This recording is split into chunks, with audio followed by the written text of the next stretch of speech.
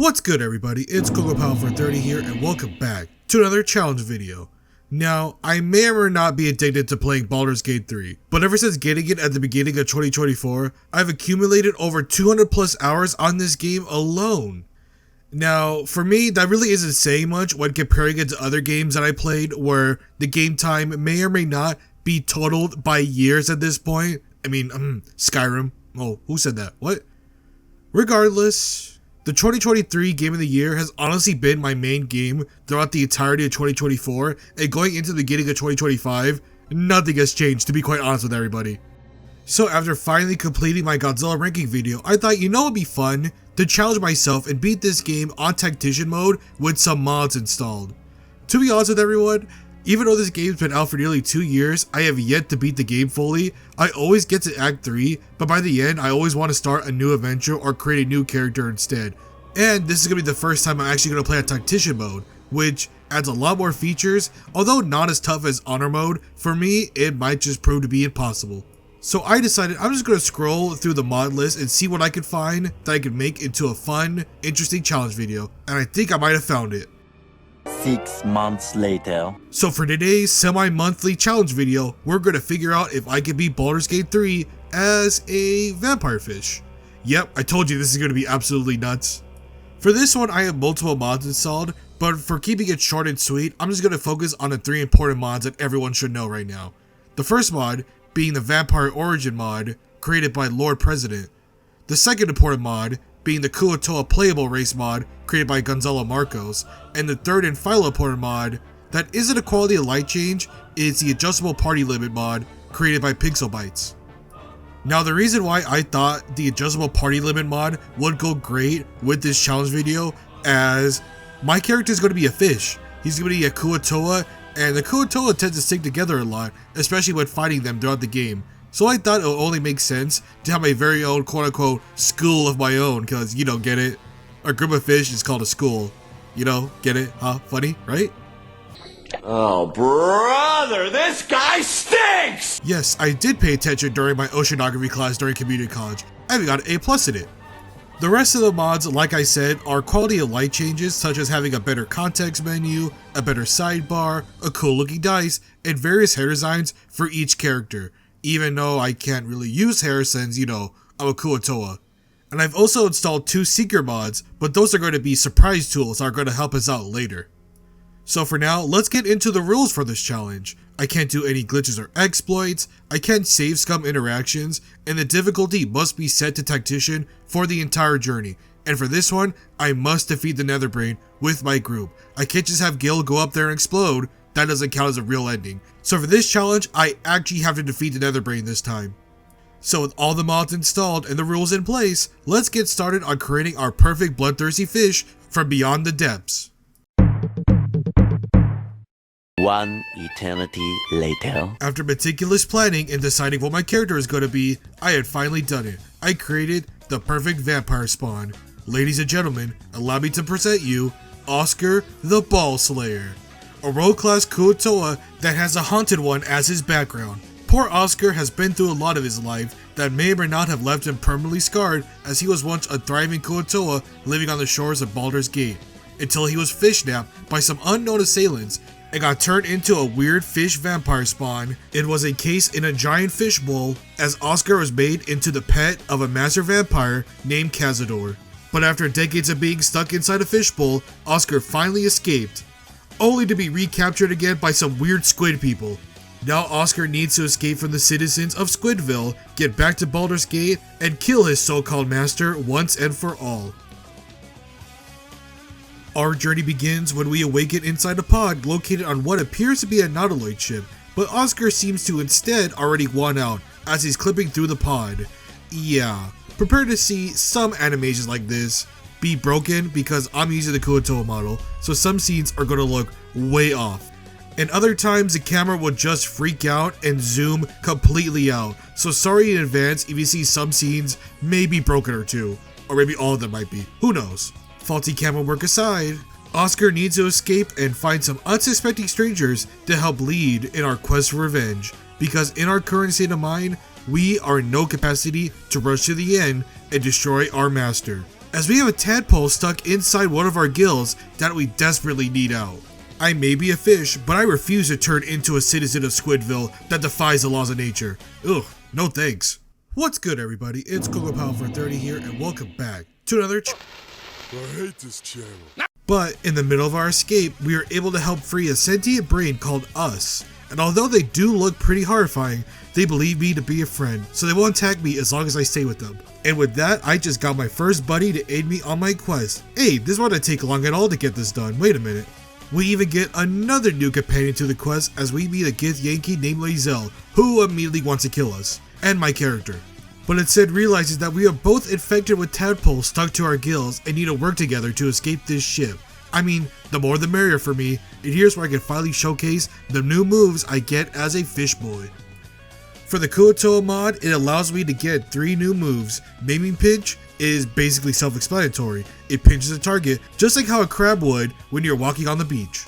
The second is called Kuo-Toa Bloodlust, which can heal around 2 to 12 HP to an ally, but only heals when the character kills a creature, so it can come in clutch when someone is on low health and can defeat an enemy to gain some HP back. And finally, we have Kuo-Toa's Fishing Net, which helps it snare one target during battle, but can only be used once until a short rest, which can really help against some close combat enemies that I know are going to be in the later acts, which could possibly save my life. But sorry if I didn't use those moves during the battle. I was still kind of worried that it might crash the game because I wanted my Dream Guardian to be a Kuo-Toa like myself, but the game really did not like me doing that, and it hard crashed every single time until I had to uninstall and then reinstall every single mod just to get everything working again. It was really weird. But with the first fight going off without any damage taken, we continue to find our way out of here and discover that some poor woman is stuck inside one of the pods, and we gladly help her out. I do need more companions, on this journey anyway. Sorry, those are the voices coming out there. Ignoring the voices for just a second, we get a new companion named Shadowheart, and we finally get to the helm, where the floating squid dude tells us to connect the transponder nerves to escape our pursuers, which we can easily do with Lae'zel. I may or may not have fallen during this fight, but we can escape the devils and transport out of here.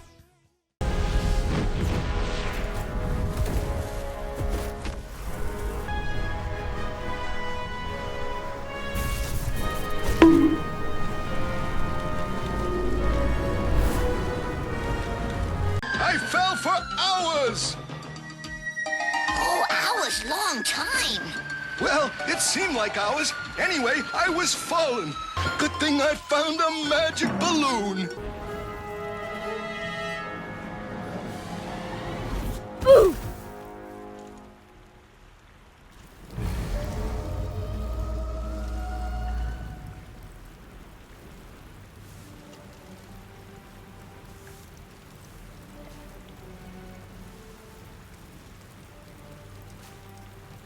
Other than the infection, you're more or less intact.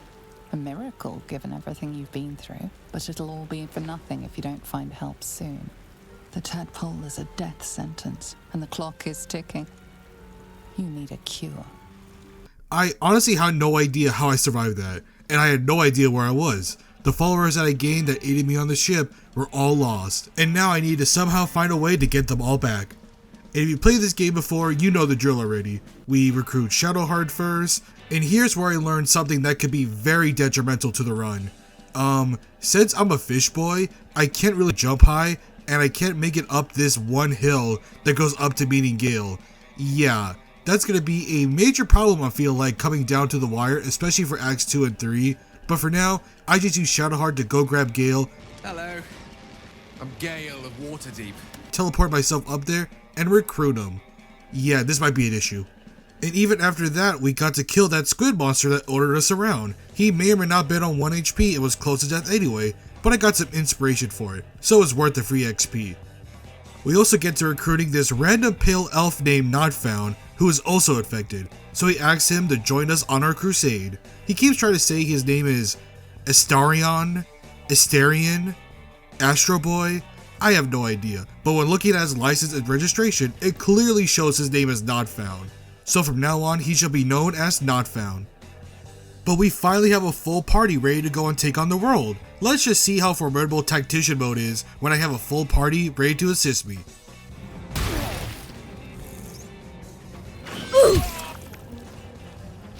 Miss.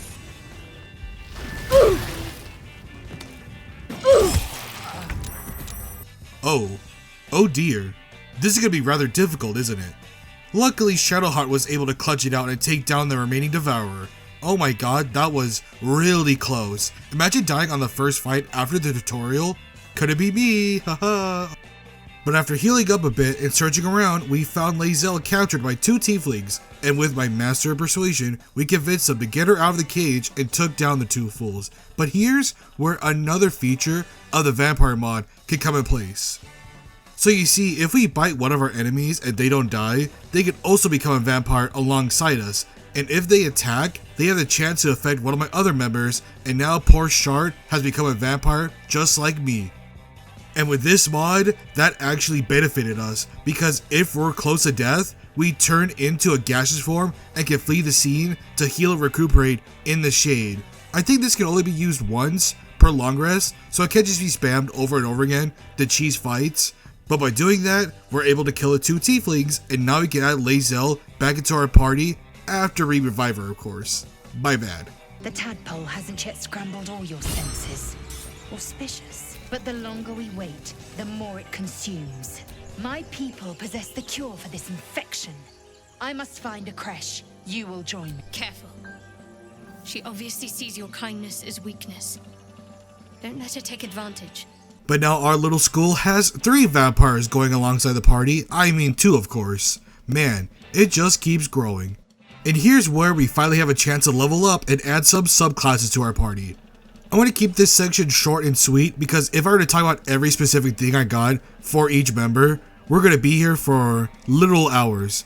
So to start things off, Oscar and Shadowheart got the feat Tough, Gale got the subclass Necromancy with Ice Knife and Magic Missile. His feat was Warcaster. Not Found got Alert, and Lae'zel got Tavern Brawler, which will come in handy much later. Still, for now, that's all the level ups we can require, so let's keep exploring for some new loot to gain, and some free XP along the way. This book is far lighter than it should be with such a massive log.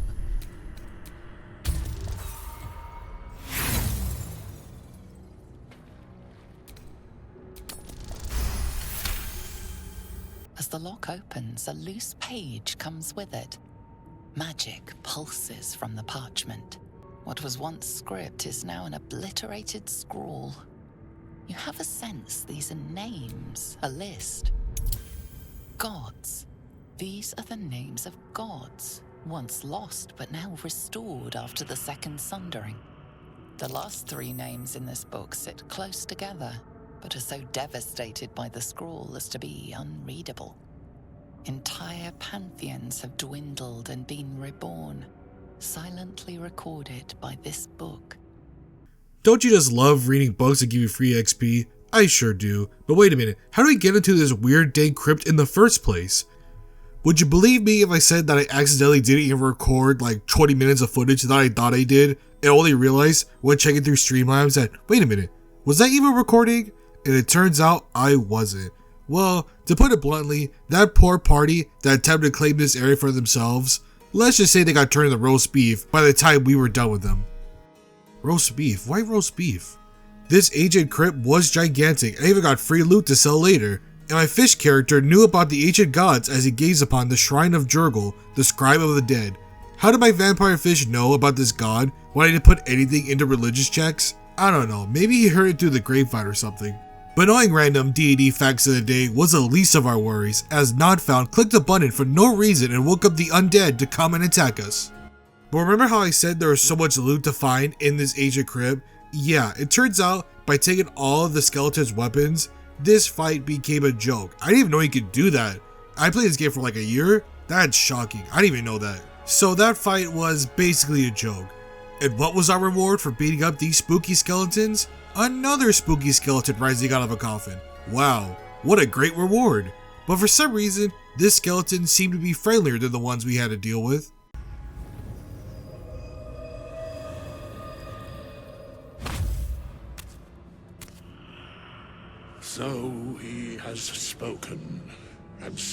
standest before me, right as always.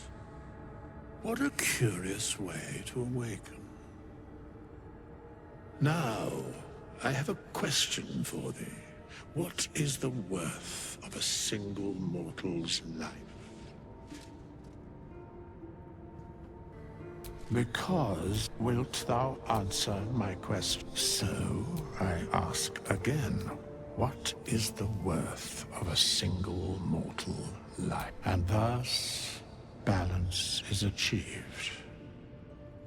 If all are at war, none can win.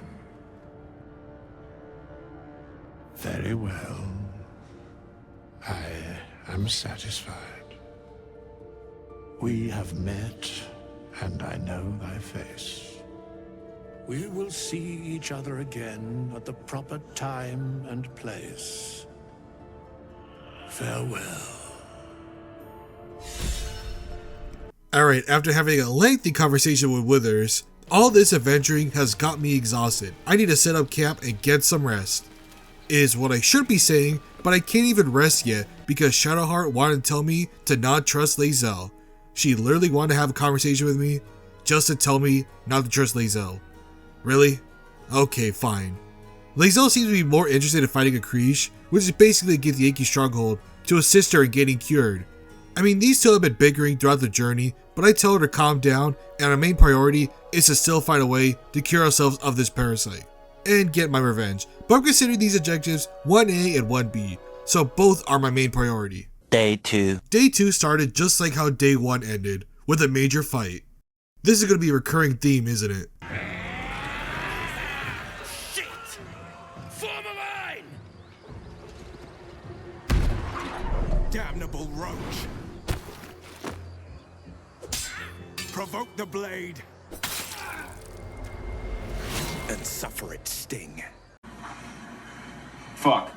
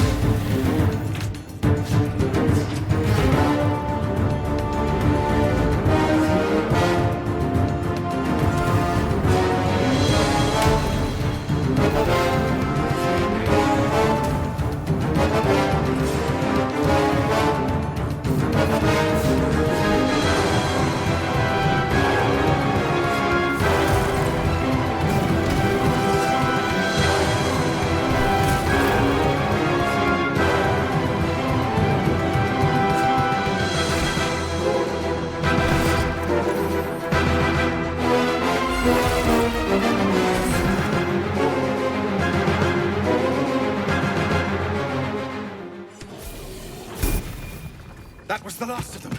Inside! All of you! More may follow! Open the gate! After disposing of every single goblin, we were told to quickly get in, and now we finally met new people who didn't want to kill us immediately upon seeing our beautiful faces. I mean, just look at Oscar. He's a perfect fish specimen. Apparently the tieflings here are being forced to leave this place called the Grove. No, not the Grove in LA. This Grove. Thanks to the acting leader in charge named Kaga, who's basically wanting all of the people deported as soon as possible. And where's the real leader of the Grove, you may ask? He got captured by some goblins and now he's stuck in a major goblin fortress. And guess who has to break him out? That's right, me. Not the powerful druids that can turn into bears, or the tieflings. No, it has to be some poor vampire fish. Cool, yeah, I could totally do that. But before we can even do any of that, I'm gonna sell my things first and add a new companion to the team. A blade of the frontiers named Will, as he's also infected with the Squidward parasite, but he only agrees to come with us if we help him take on a demon named Karlak, and everyone just seems so delighted to have Will on board. A tadpole feasts on our skulls, and you're signing on to... I've seen your people in battle. I reckon you are no mere warrior, but a god's damned army. I'd be a fool to let you turn your back. Pledge me your talents, and I'll pledge you mine. I'll presume that's Githyanki for yes. Now let's move. The famous Blade of Frontiers in the flesh. Clever, this hero act you've got going. Hero, Blade. Names strangers gave me. My friends call me Will. Excellent. If we ever become friends, I'll know what to call you. Oh my. This is going to be a fun journey. Wow, what a happy school I got going on. We also get to see Lae'zel use her Dobby Mommy skills to get information out of a tiefling on where some gifts were seen, which are spotted west going into the mountainside. And we even get to meet this nice old lady named Auntie Ethel who sells us some elixir of giant strength, which we desperately want to get, but we can't afford it, so we'll have to come back and get those later. She seemed nice though, but yet I can't shake this feeling that we've met before. I don't know, it feels like an itch in the back of my head that I can't really ignore. Weird itch aside, we keep going deeper into the grove to find more merchants to haggle money from, and we notice this little tiefling attempting to rob us. Luckily, our rogue abilities came in handy just now, or else we would have had less money than we already have. I guess I'll try harder not to get caught next time. Bye. So we decided to follow that little fool into this massive cave system with a tiefling named Maul wanting us to steal the grove statue. They're attempting to use that statue as a basis for the ritual to block off the rest of the world from the grove and kick the poor tieflings out. She said she'd give us a massive reward for it, and you know what, I am kind of broke and I do want that elixir of giant strength, so I agree to do it. We attempt to go through and speak to Kaga only to get stopped by her furry druid army, and I tell them to kick rocks, but apparently their new leader is expecting me, so I gladly go forward. Finally, someone respecting my vampire fish genes, and what the hell is going on here?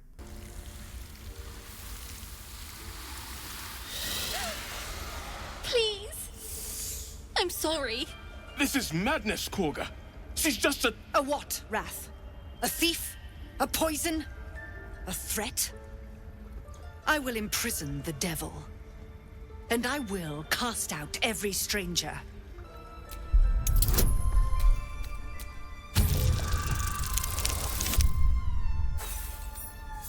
Oh no, bro. I hear the Tree Father's spirit in your words. It is as you say. Sifisif, Tila to me. Out, thief. My grace has its limits. It hurts.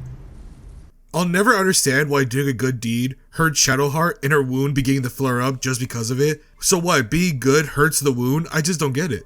Also, she's mortified of wolves. The more you know. Surely being surrounded by people and druids that can transform into animals, she can easily keep her cool. But I tell her that we'll stay clear of the Alpha and Omega fans, since I fear if I don't, she'll kill me in my sleep. But the funniest thing, if you haven't noticed already, I'm attempting to blend in as a human, as I don't think Kaga would appreciate another abomination stepping into the grove, and I feel like I'm going to do this a lot throughout the run, because it kind of makes sense as my character. I'm not trying to draw too much attention to myself, as obviously I'm a vampire fish. What other type of vampire fish would you see running around wanting revenge? But the way I walk is so funny. Yep, that is a walk cycle that any normal human would do. I feel like Octodad when walking around because it just looks so hilarious. But upon finally entering the main base of the grove, we discover that all the druids really want Halcyon back, as he's the only one that can bring order back into the grove, and apparently he's the only one that can actually attempt to cure us, as the main doctor for this base can't even do that. It tells us that we should rather die than become a squid person. So yeah, I guess we're really forced into helping Halcyon if you want any chance of surviving. Master Halcyon and I were tracking them, studying them, trying to figure out what the hells was going on. Because you should all be changing. There should be a small army of mind flayers out there. But you're not. Halcyon, and get that. I wish I could. Good luck out there. So after hearing that news, you know what I'm going to do? I'm going to steal the Mind Flayer specimen just because. Not because the voice in my head told me so. There's something in that vessel. Take a closer look. So not only do we have to save the druid leader because no one else can, or really wants to, we also have to save this kid from being lured to death by harpies. And for some reason, my teammate going down there all got stuck at each other and left me alone to initiate the fight.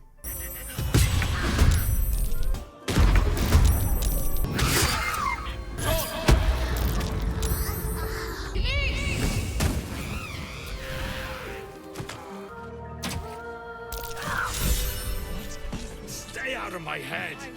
You know, them getting stuck actually kind of saved me, as they were free from not getting hit by the Harpy song. So that was actually clutch in the end, that the AI just went stupid for a second there. For our efforts, the kid told us where to find Mole, but we already did that. So the real prize was gaining XP and reviving Will. Wow, what an adventure so far.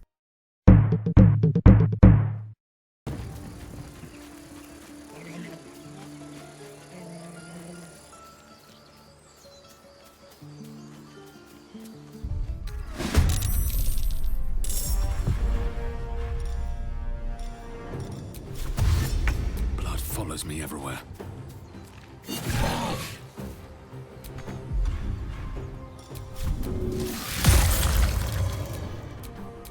Need to act fast.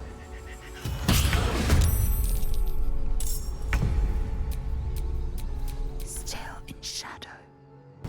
Eat this.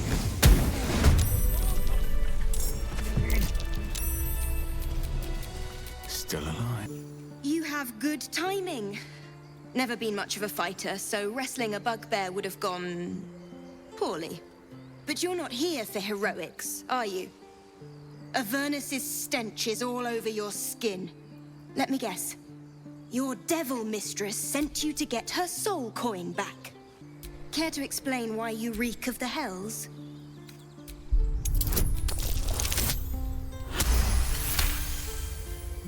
Well, that's quite the story. And I thought I was doomed. Here. Take this. It's worth a fortune. But a fortune's not worth much if you're dead. Consider it payment for saving my life. A soul coin, true to its name, holds a mortal soul inside. It serves in the Nine Hells as very valuable currency. You know, I've never gotten a surprise attack on the assassin bugbear before, so having it to where I can get a free soul coin out of it, well, I'll take that any day of the week. But now we're off to journey to land and find the goblin camp, save Halsin, find the creeks for Lae'zel, get back to Baldur's Gate, get my revenge, and oh my god, I feel like SpongeBob with his list of things he wanted to do at Squidward. I got a million things on my plate that I have to juggle all at once. But now we need to exit the grove, and I want to get a better view of the surroundings to see where the goblin camp should be, so I climbed up a massive hill and noticed this outpost that showed a village was nearby. This could be the location of my missing druid, so I need to head there right away. I was on my way down till I got rudely interrupted. My, what manner of place is this? A path to redemption? Or a road to damnation? Hard to say, for your journey is just beginning. This is my favorite Baldur's Gate 3 mod ever made. This is the A Devil You Know mod, and it is hilarious. Raphael's base form is just a gnome, with his other forms remaining intact. So he's basically just a Pokemon. With his 3 stages of evolution, that is great. Are you not entertained? Well, far be it from me to disappoint.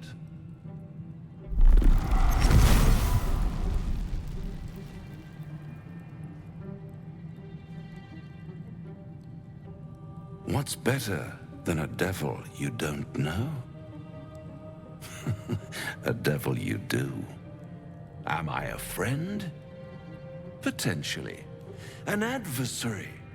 Conceivably. But a savior? That's for certain. Comfort where I can. And you're in dire need. 1 skull, 2 tenants, and no solution in sight. I could fix it all, like that.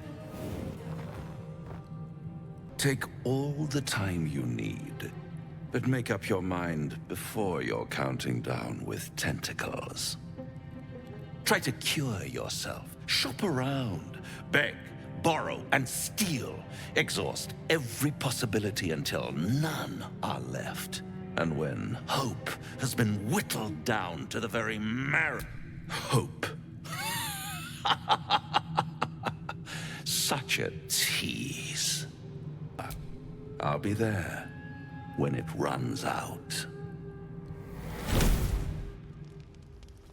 You know, Raphael's offer is pretty tempting, but I doubt the price of fixing my problem would actually be worth it. So that was weird. We have a devil now stalking us as we continue to find our way through this complication. Great, now we got a devil to worry about. What else could go wrong here? What do we need to do again? Oh yeah, find the Goblin HQ. Exploring the forest, we find some people mending their wounded friend. They have this weird glow around them that I don't know what it's meant to symbolize, but attempting to help their injured friend, he is also infected with the Mind Flayer parasite.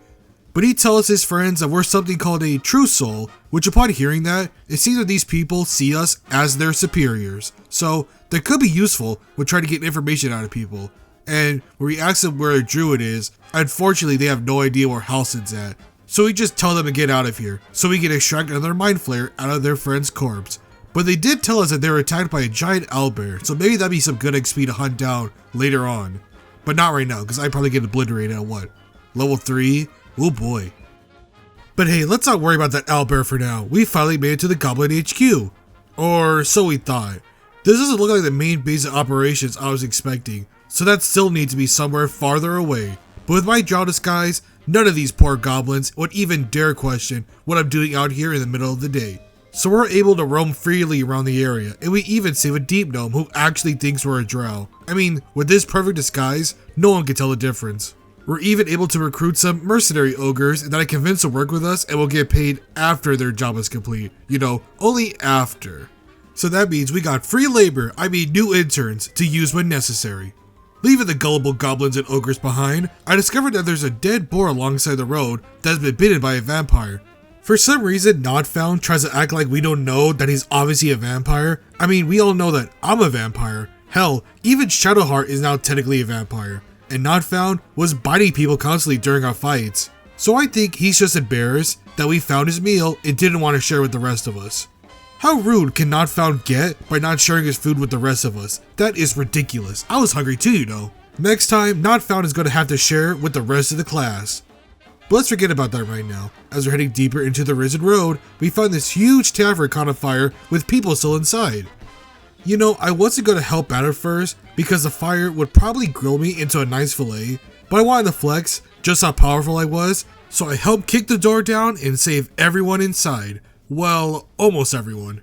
So for our reward for almost saving everyone, we get this shiny new bow that deals piercing and can also deal lightning damage when you dash first to activate its ability. So I think Not Found is a perfect candidate to use this weapon and sneak around and deal massive damage to enemies before the fight can even begin. Also, Will's Duke Ravengard's son, but we won't be exploring those daddy issues until later on. So for now, keep that as a fun little fact of the day, and let's focus on leveling to level 3 and see what I can unlock.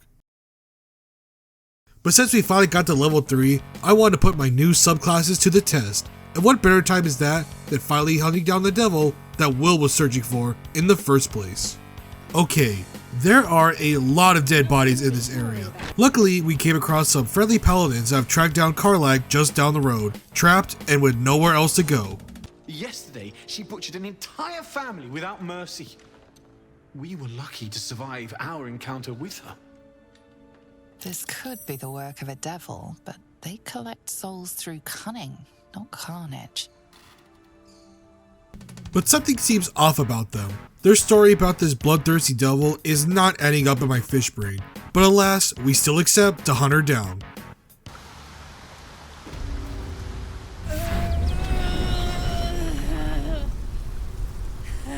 One horn, the stink of Avernus.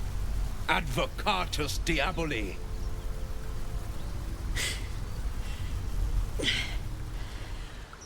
Well, I'll be God's damned. The Blade of Frontiers. Thought I'd shaken you for good. That'll teach me to underestimate you.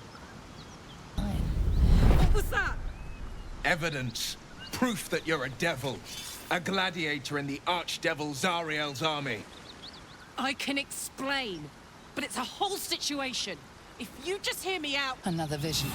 Karlach's blade raised, slicing through devils, Zariel's servants, as her eyes dart around, seeking escape. Her rage and desperation seep into you. She's a victim of the blood war. not an agent of it. She's trying to trick us. Don't believe her lies. Will catches his breath and his lips straighten. Sheer dread twists his face. You don't know what you're saying. You're asking me to trust a devil.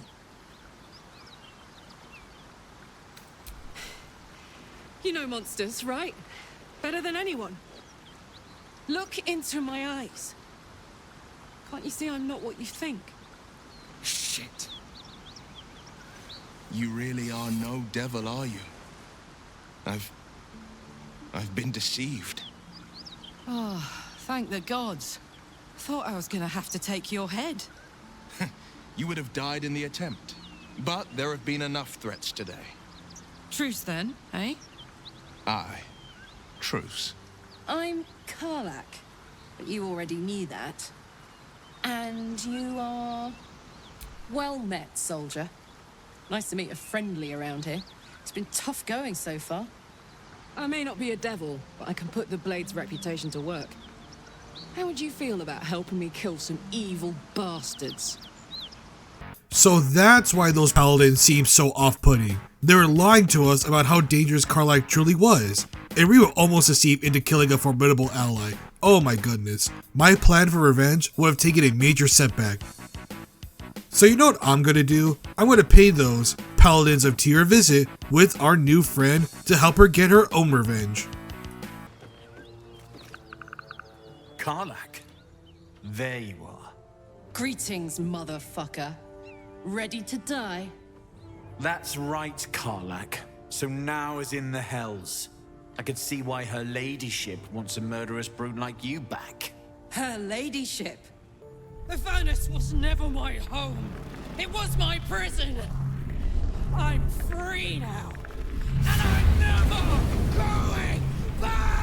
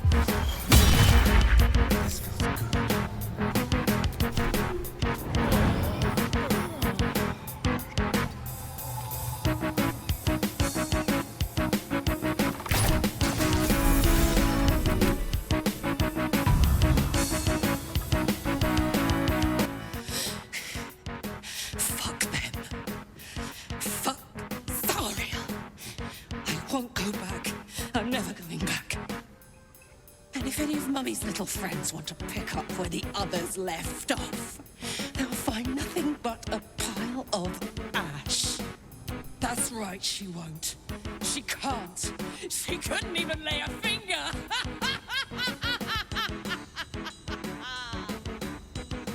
Remind me to never get Karlak, man. Oh my goodness. But by defeating these fake paladins, we can get the great sword that was promised to us. First, we need to revive Karlak, cause in her rage-filled hysteria, she may have actually downed herself. But that's fine, and we can continue forward with our new loot. But not everyone is happy with this ordeal, as Will doesn't seem too happy that we spared Karlak and tells us that we're not in any danger, but there may be some issues they'll have to deal with later. But that's for future Oscar to worry about. Let's try to help Karlak out with her problems first. She's got an infernal iron pumping in her chest, and we need to get help from a blacksmith to help control the engine, as she's going to burn out soon without some help. But sadly, the tiefling blacksmith in the grove can't do much for her yet, but we can trade away some goods to buy a +1 dagger that I desperately needed, as my weapons are still common, so having the ability to use dual weapons can really help me out in a pinch. But before leaving the grove, I decided to speak to Eridan, the fool who led the goblin straight to us, as he was here on a mission to attain something called the Night Song that is hidden under an abandoned temple. A powerful wizard named Larian has sent out a bounty for whoever is brave enough to find this Night Song and bring it back to him. The reward does seem plentiful, and since we're constantly broke thanks to buying goods for everyone now instead of a 4-party squadron, I think it would be in our best interest to complete this side objective as well before we get to Baldur's Gate. Will this even be worth it? I'm not sure. But you know what hasn't been worth it so far? Attempting to find the Goblin Hangout has been a real struggle, but upon entering the Mountain Pass, we finally discovered the gift that Lae'zel's been looking for, so she's getting closer to finding her precious Krish. So I'm sure we could just politely ask the gift where it's at and oh sweet Jesus.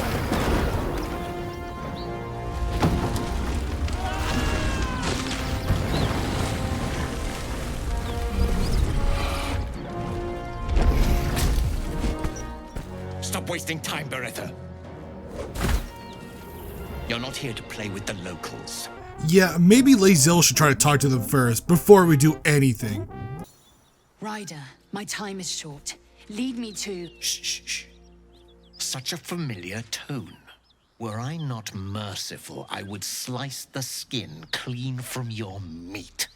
Yet you are not bleeding. For I am nothing if not merciful. Your name, child.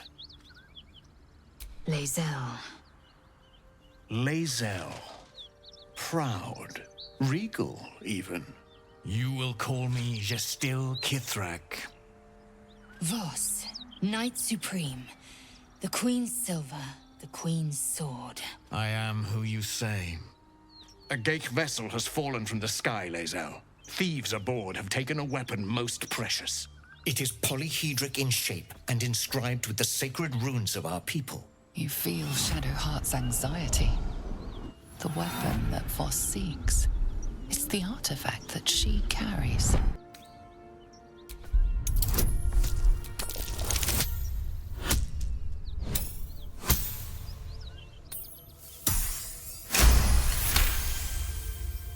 You honor me with this duty, Kithrak.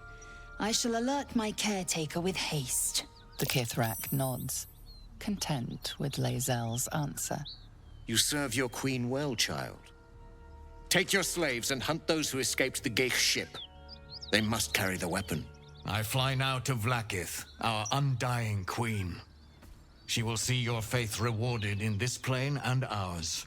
A current of deception carries Voss's words. Wherever he flies, it is not to Vlaakith. To Danos! To the sky!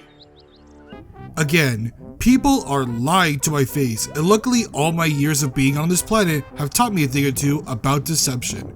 But thanks to passing those deception checks, we are able to level up to level 4. But there's no way in hell we are going into the mountains to find that Krish. They have a dragon and we are severely underleveled, and we still haven't even found the druid yet. We have to be some of the worst adventurers ever. It's been 2 days and we still haven't found the Goblin HQ. So let's make a U-turn back, save Auntie Ethel from being harassed by random men asking about their missing sister. Oh my stars! We've been through a lot today, so let's just rest up and get ready for day 3. But you know how Will said after we didn't kill Karlach that there may be some problems that future me had to deal with? Well, future me's problems are happening right now. Will, you've been naughty. And you know what happens when you're naughty. Gods damn it. Anyone but her. Will, you absolute stinker. You kept me a secret? Time to let the Hellcat out of the bag. Call me Mizora. I'm Will's patron, the fount of his power. My pet's been unruly, and his leash needs a yank. Oh yes, thanks for the reminder.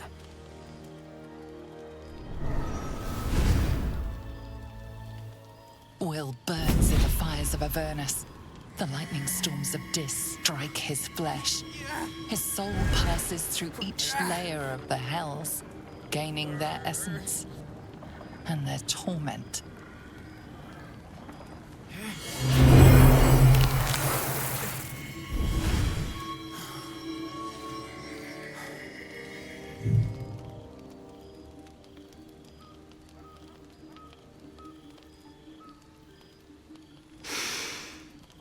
That's better. What the hells have you done? A promise broken, a price paid. You know the terms. Get used to the new form, pet. There's no going back. Some magic even I can't undo. Well, I guess now Will's a devil. So I guess this was the major rift between him and his father. So now Will is stuck having permanent devil horns growing out of his head. I think it suits him, to be honest. Makes him more intimidating. I hope Mazora flies into the blades of a windmill for what she did to Will. Though, I must admit, the new look is a little dashing.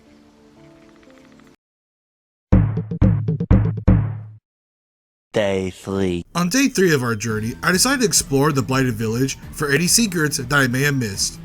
And I came across a cellar door that led to this massive underground science lab that had a hidden chamber where a magic mirror was blocking my path, and one random skeleton that didn't stand a chance.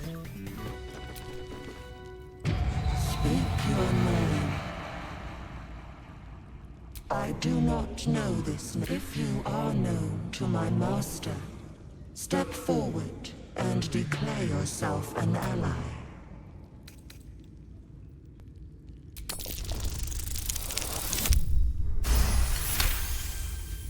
There is a pause as those glass eyes take you in. Then... which glass eyes are the narrator referring to? Mine or the mirror's? In the end, it doesn't really matter, as we bully the mirror into submission and discover that someone, or something, have been attempting experiments to resurrect the dead. But while we were exploring the massive room to obtain new items to loot, we had to give Gale a magical artifact for him to consume again. Oh yeah, I forgot to mention that, huh? I should probably mention it now, huh?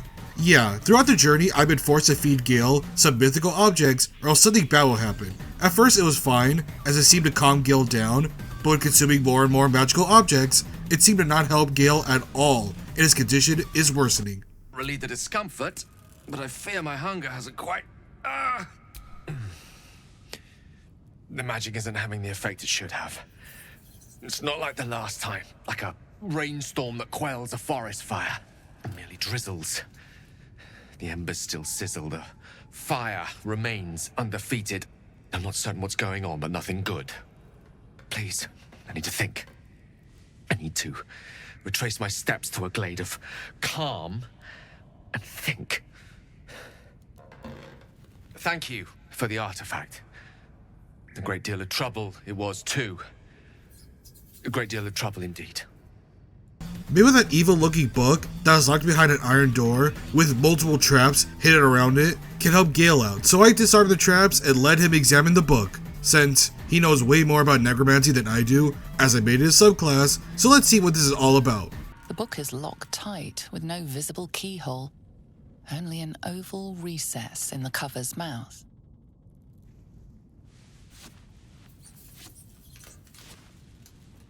You try to examine the book, but the longer you stare, the more those piercing amethyst eyes draw you in. You've seen similar books in wizards' libraries. A tome on Thayan magic, a rare and expensive find. But people have gone mad reading less dangerous texts. Curious. Why don't you take a closer look? I'll observe from back here. Please don't open the creepy book. That looks terribly heavy. Why don't you let me carry it for you?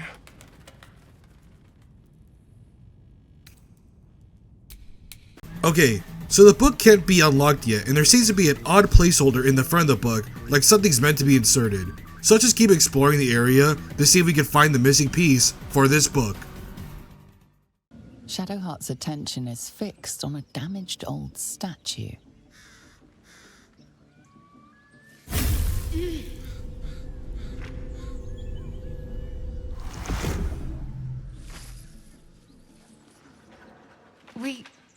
We should keep moving.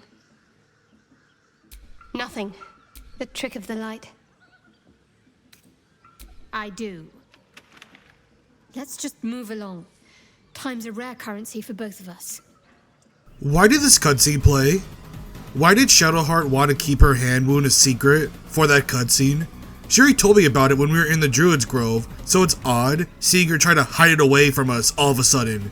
I guess I missed this cutscene the first time and it plays regardless if she tells you about her wound already. That is pretty weird. I hope I'm not sequence breaking anything. But breaking the game isn't the reason why we're here. I noticed that at the bottom of the well, something was glimmering down from the abyss that could be related to our missing book piece. But by being the foolish fish that I am, I decided to head down there immediately and came across some massive spiders that wanted me as their next meal.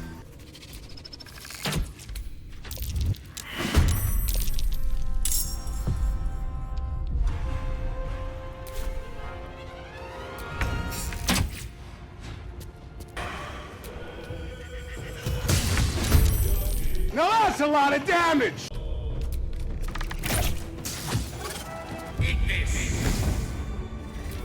Good hands.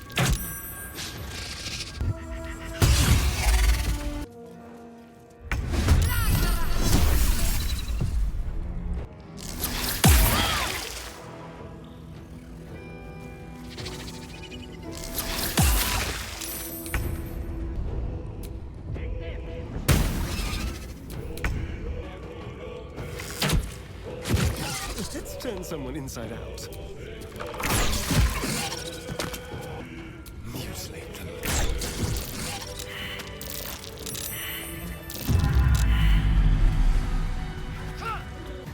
That fight actually wasn't as tough as I thought it was going to be.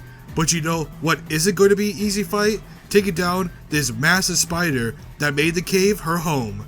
I was just going to say nope and make a break for it, but upon sneaking to get a better vantage point, I noticed this strange glowing purple amethyst that seemed to be drawing Gale closer and closer to it. I mean, it was pretty, and I do love my shiny. So that means we have to kill this gigantic matriarch spider. Oh god, someone get me a giant boot to squash it. There's a big gross bug in there! Go squish it! That's why I'm here, son. Dang, gonna need the big boot.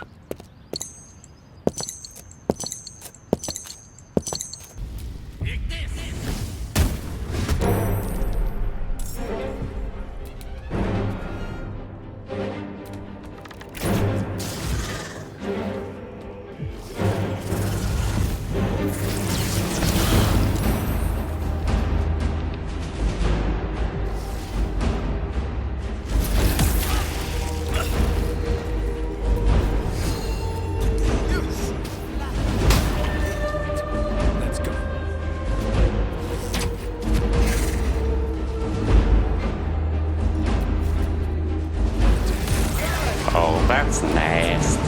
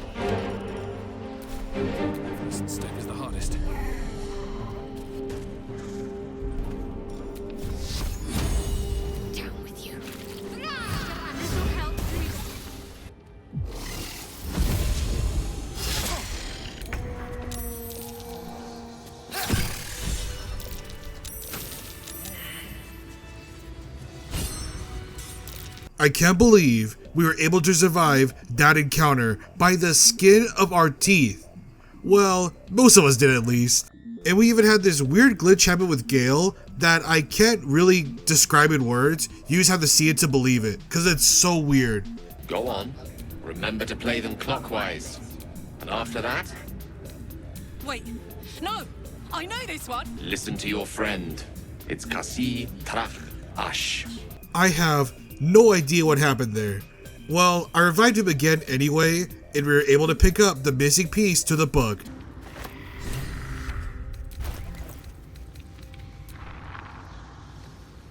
The book is locked tight with no view. You try to examine. You've seen similar. We surely.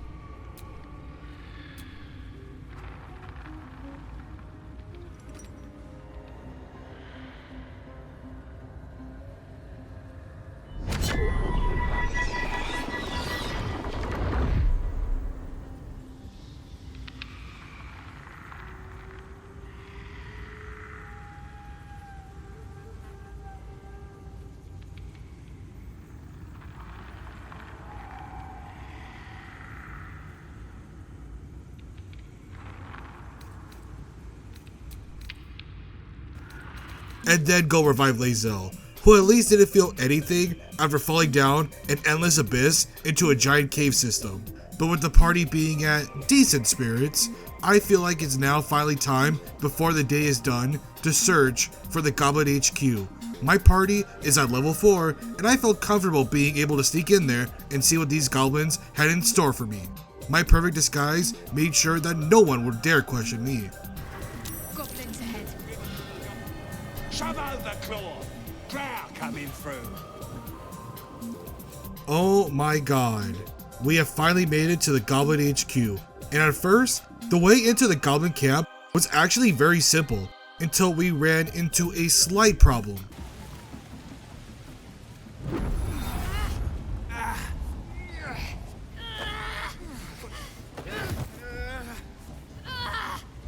Hear my voice.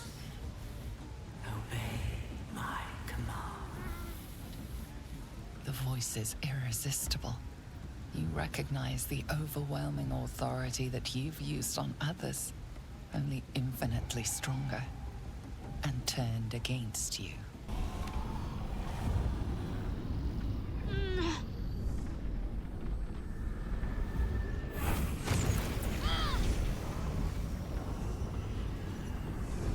You feel energy pulsing from the artifact, lifting the pain from you, pushing the voice away. My power grows. My forces gather. The reckoning draws.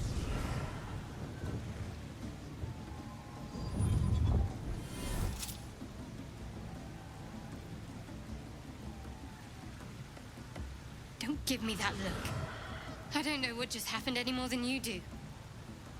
We should keep going. The voice is gone.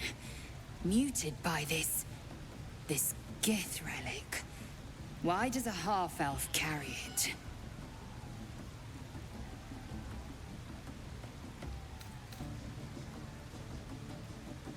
Trust me, I will. Let's keep going. Yeah, there seems to be a lot of goblins outside the camp. I can't even imagine how bad it's going to be inside the HQ. So I say, you know what? As much as I would love to go in guns blazing, we just got done dealing with a very difficult spider fight, and we all needed some major rest. So saving Halcyon will sadly have to wait for another day. If that day even comes.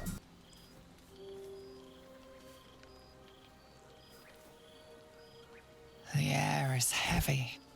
Moisture drips down your forehead. Pain shoots through your fingers. Your hands shake as they reach upward. Your forehead remains drenched no matter how much you wipe.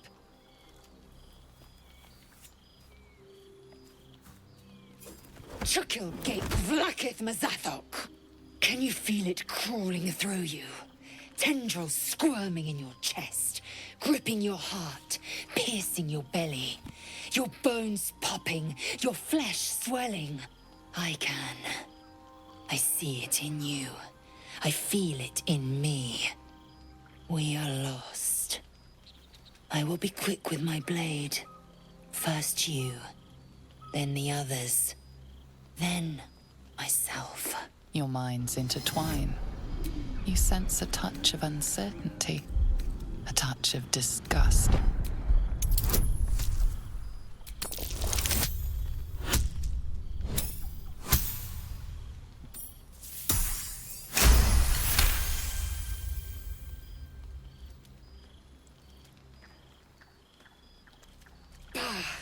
I cannot trust my own mind, so it seems I must trust yours.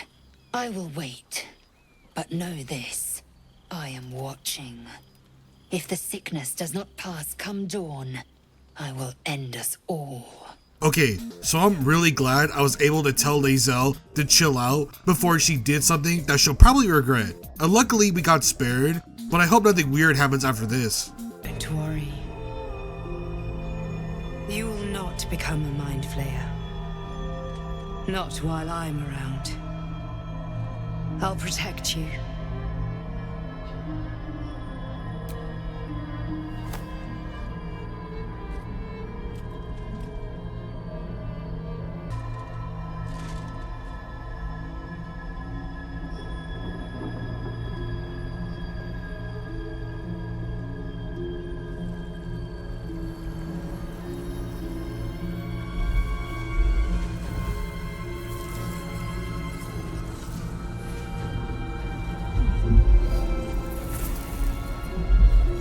A fight for the fate of Faerun.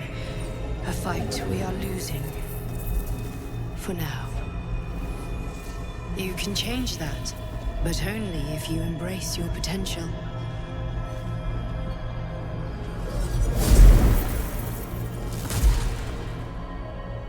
I have to go. The enemy is closing in. I will be back.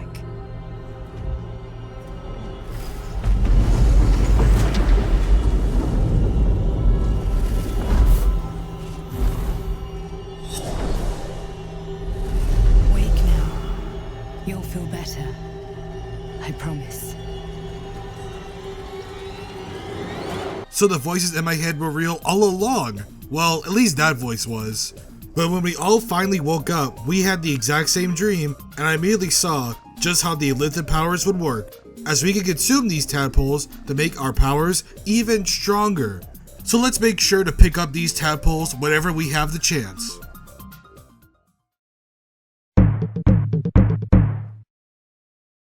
With fragilus crown and with scepter abraid, draw Ragslin, short work of the innkeeper made. The inn burnt to ash, the captives were many, goblet kind had reduced them to cowering filtheny. So raise it your goblets and drain them with pride. Draw Ragslin, the true soul, had led you glad. I reckon Draw Ragslin's the gobbo in charge, the way this one's carrying on. Who's that? Friend of you? Oh, certainly not. What are you doing? I'm busy here. You lying. To you? Never. Come, let's continue our ballad. Draw Ragslin, draw Ragslin. I am draw Ragslin. Tumptuous, draw Ragslin. You broke it. Wait, wait. Draw Ragslin. We play. We. Come on, Pigeon. Back to your cage. Now look what you've done. Power courses through you. Authority.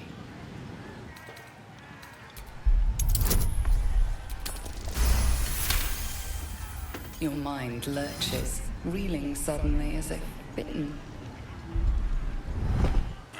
Forgive me. I had no idea. The other true souls are inside. They're planning and such. Shooting arrows at this dwarf. Yeah, sorry for the double audio here. I have no idea what was going on with my Elgato, as for some moments it would freeze up and show no signal, even though you'd hear the audio going, and then it'll just delay and reset itself. I have no idea what was going on here. But it's just this one part in the early stages of the Goblin HQ, and the rest of the audio was fine. So to bear everyone the grueling agony of hearing some awful delayed and on-time audio, I'm just going to explain what's going on to make things easier. But to get things back on track, with these new unlimited powers unlocked, I felt it was finally time to help rescue the Druid Housen and destroy the Goblin camp once and for all. We quickly headed inside as we see no random bear being tortured outside, so he must be somewhere deeper in the camp. We easily convinced the guards that we have important information that we must tell the leaders, and they let us through. Shadowheart stops us to tell us how she hates being in a Selûne temple out of the blue for some reason. So I ask her what her problem is, and she tells us that she's a Shar worshipper, basically the opposite of Selûne. I think of it more like the Mario Party 6 characters, like Twyla and the other sun character. I have no idea what his name is. But hey, I don't judge. The Kuo-Toa worship some pretty interesting gods themselves, so I'd be a hypocrite if I were to judge her. But Shard says that her memories were taken from her by her god, and the only way for her to reach her true potential is become a full-fledged member. I am not going to say this name, as I've been attempting to say it for the past 5 minutes, and it's just getting so annoying, so yeah, I can't say this word. Sue me. But hold on a second, didn't the dude who gave me the Night Song info say that the Night Song is somewhere beneath a ruined temple? Could this Goblin camp be holding more secrets than I anticipated? Hold up a minute now, we gotta search for answers. Or clues, whichever one you want to do. But we can't forget the reason why we're here. We need to save Housen. So let's go and take down our first leader out of 3 in this Goblin camp, Priestess Gut. As she's the first one we meet inside the ruined temple, and she wants to brand us in the name of the Absolute, but I would never let anyone mark my scales again. So I tell her I'm not here for that, but I'm in need of some desperate assistance to help me get rid of this parasite. She agrees to help us, and we follow her to a closed off area where no one can see us, and I think we all know where this is going. There's an illithid parasite in that corpse. You should take a look. That fight was really easy, but now that one leader's down, we got 2 more to go. We even go inside her chambers to make sure there won't be any witnesses to see my crime. But by committing acts of murder in cold blood, I guess Karlach felt it was a perfect time to tell us her tragic backstory. I mean, at this point, everyone else has, except for Not Found, so I guess I'll hear what she has to say and how she got stuck with that infernal engine in the first place. She was betrayed and sold to a devil by a guy named Gortash, a major player in Baldur's Gate, as she used to be his bodyguard before she got turned into a prisoner of war. Everyone has such a sad story, we're all dealing with some issues that we hopefully can resolve. Shockingly enough, no one really cared that we spilled guts, and we were still able to walk around freely inside the camp, like nothing ever happened. And as we got further into the camp, we came across the entrance to our warg pen and finally discovered the whereabouts of our missing druid. He was in some major trouble and needed to be rescued as soon as possible, so I let Gale make the first strike and the rescue mission could finally commence.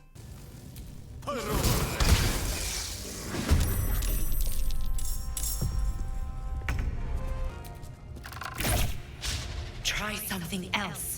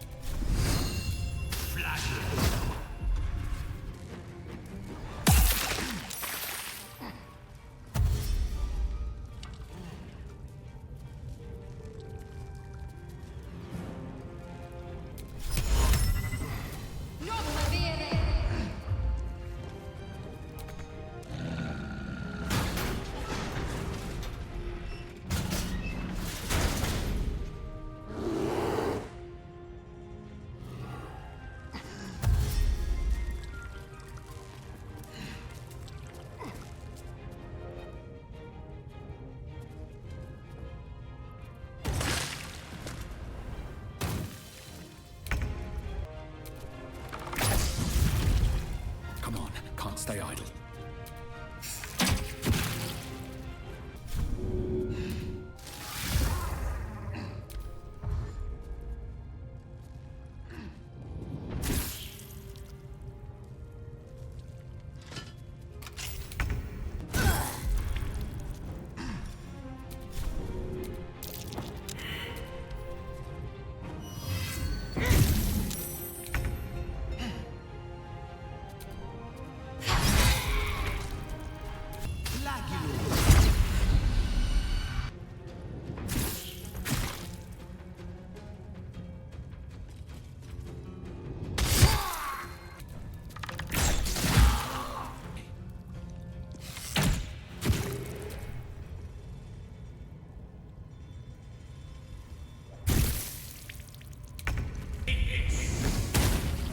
Victory awaits.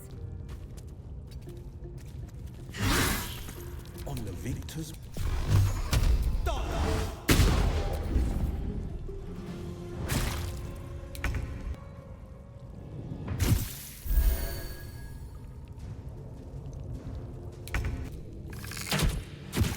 Let's have some company.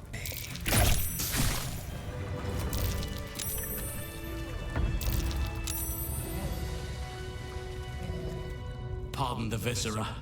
One should cherish all of nature's bounty, but goblin guts are quite far down the list. You aided a bear without knowing if it would savage you. A true friend of nature. Or perhaps a lunatic. Either way, I owe thanks. I am the druid Halsin. Parasites in your head? You mean you have one of them?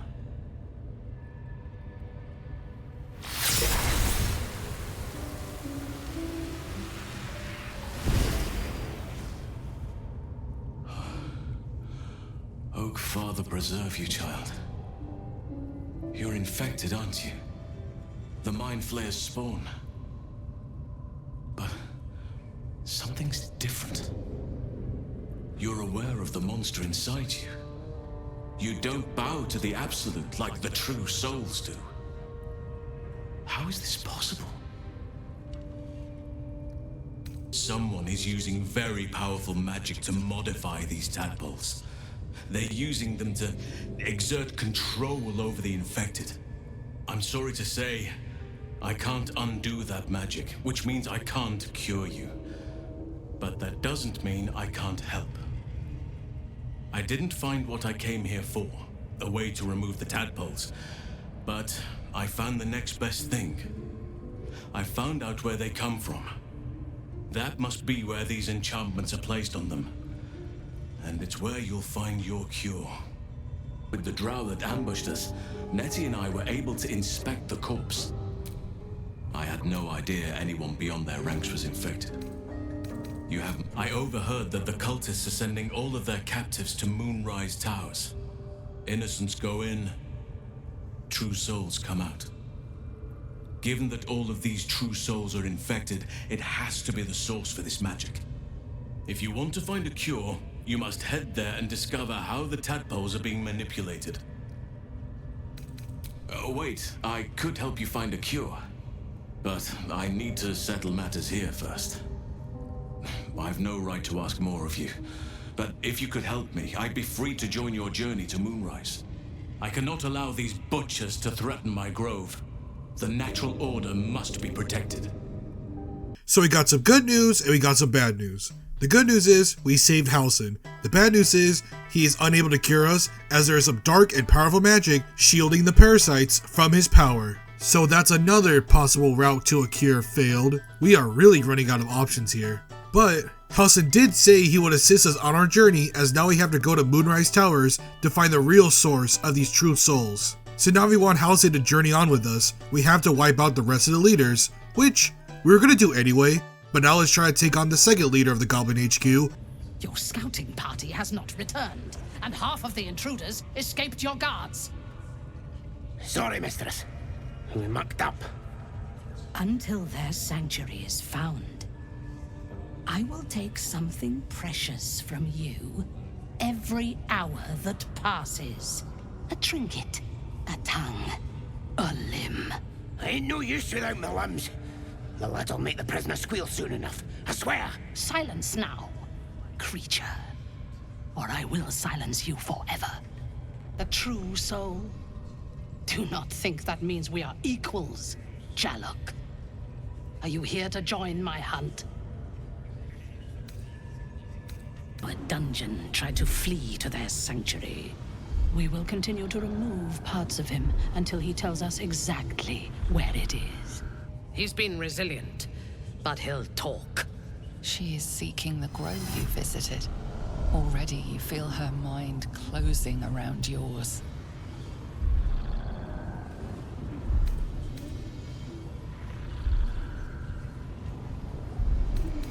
Speak, true soul. The hunt must begin soon. Excellent. Be sure not to kill him before he talks. The prisoner she mentions could help find a location of the Night Song, but now we need to help Volo escape. One prisoner down, only one more to go. Look at this. I'm quite saved. So we actually are in the right spot to discover where the Night Song could possibly be. So we rewarded the prisoner by freeing him. I think it's now time to finish off the rest of these leaders and save the grove once and for all. Vandalizing someone else's belongings wasn't your wisest decision, but it might be your last.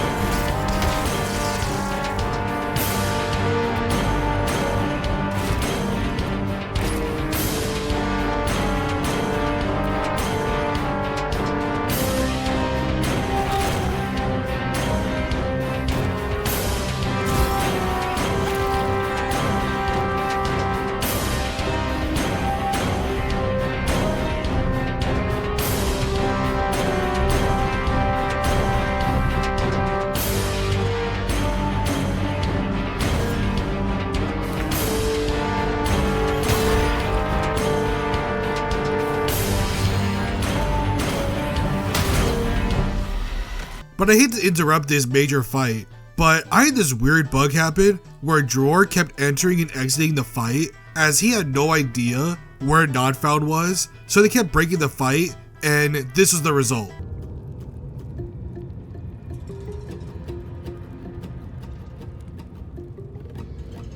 Isn't that so annoying? I have no idea what was going on here, so I just had everyone sneak around and kill the rest of them.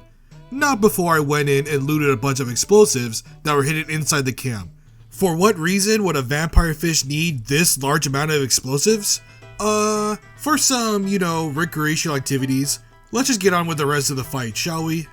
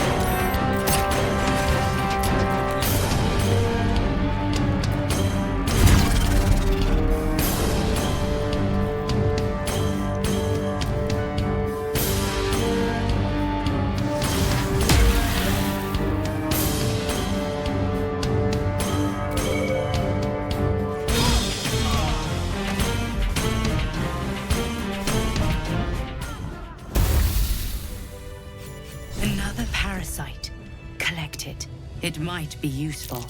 This fight took like 20 minutes. It was ridiculous. But we did it. We took down the 3 leaders and wiped out the goblin camp. We even found some loot hidden away that I was able to lockpick into and get some infernal irons that could help Karlach's engine problems. So we should head back to the blacksmith whenever we have the chance. But with the camp destroyed and the grove saved, I decided not to go back to the grove just yet. I wanted to explore the area some more, see if I missed anything, and come back later to the temple to find out where this hidden passage to the Night Song was. But before I officially wanted to head out, Volo told me there was a way to get the parasite out of my head, and with Halcyon being unable to help me, I had very few options left. So I decided to see what he could do, and yeah, that was a mistake. I agree. It's a feisty critter. Just a little further. Volo tears the pick from your brain with a violent jerk. Your eye plops down into the mud. Tret. He pauses, looks down at your eye, and recoils slightly as it sinks into the mud. There appears to be an amount of cosmetic damage. Please, try not to overexert yourself. You're in a rather fragile state at present. I can't help but feel partly responsible. Perhaps there is something more I can do.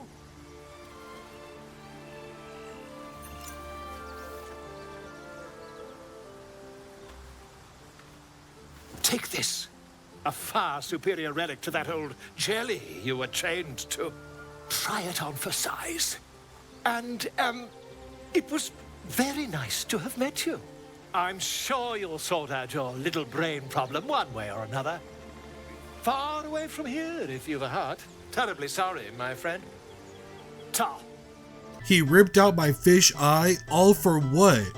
But it's cool to see with the Kuo-Toa mod that if you do decide to get your eye knocked out, the fish does get a new eye to go alongside this scene, as both my eyes have different colors now.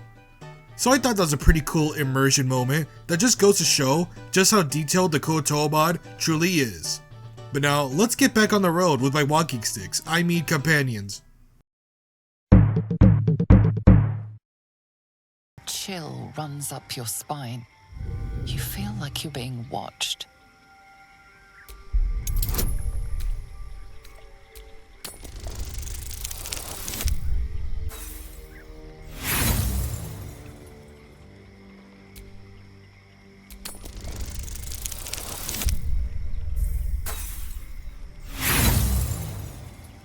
The place has a quiet sense of calm.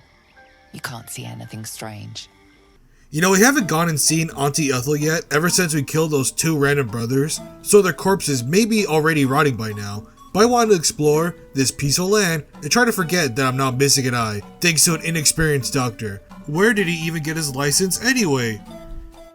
But as we were going deeper into the wetlands, we noticed this rundown druid sanctuary that appears to have been infested with evil mud imps and dangerous plants. I'm sure Halcyon would appreciate it if we take care of these creatures ruining this sanctuary.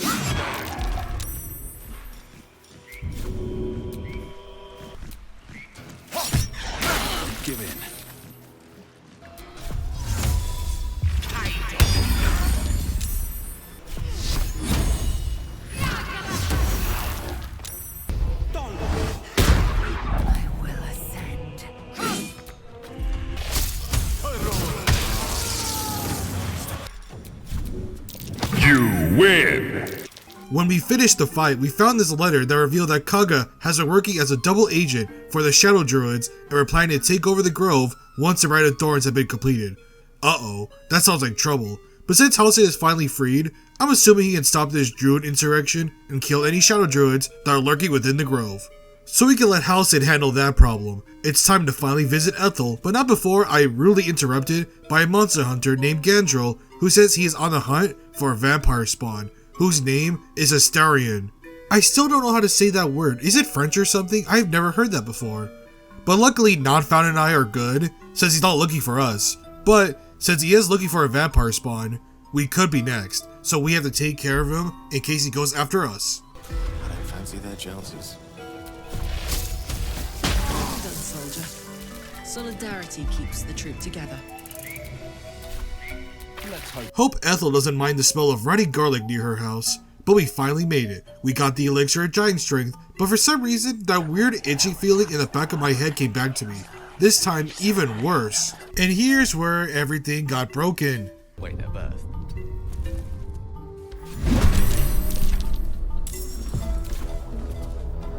Yeah, I may have started the Ethel fight a little bit earlier than I anticipated. I never knew you could do this with Gale, but you can lock the stairs down to where she can't leave. My original plan to use lock was to cheese Moonrise Towers with it and kind of go lock doors and kind of hunt people one by one in that area. But I thought it'd be funny. You know what? Let's just see how powerful it is when poor Ethel can't escape.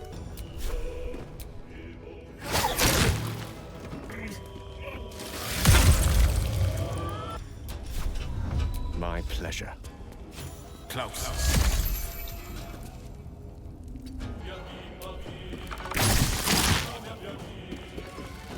Still on my feet.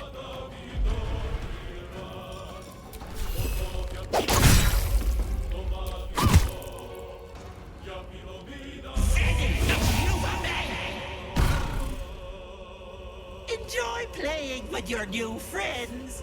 Bye-bye.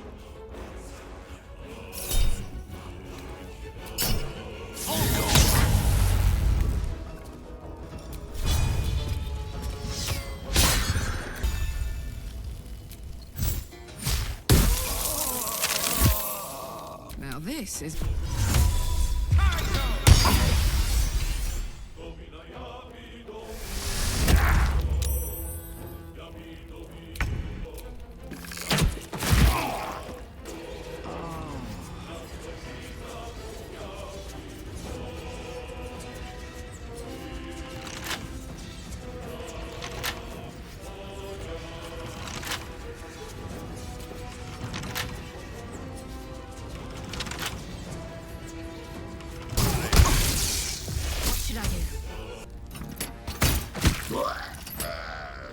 And to push my luck again.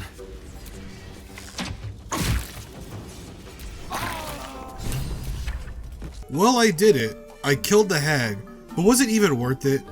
I sadly missed out on getting a piece of her hair. I was debating on loading back another previous save, but then I remember the rules, no save scumming, so I can't redo the fight. But here's where Lae'zel thought it was an appropriate time while I was busy contemplating my morality to share some very interesting secrets. You've gained my respect, and more still, my yearning.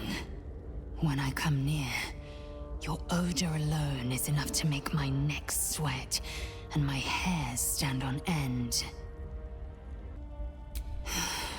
I want to taste you. Do you?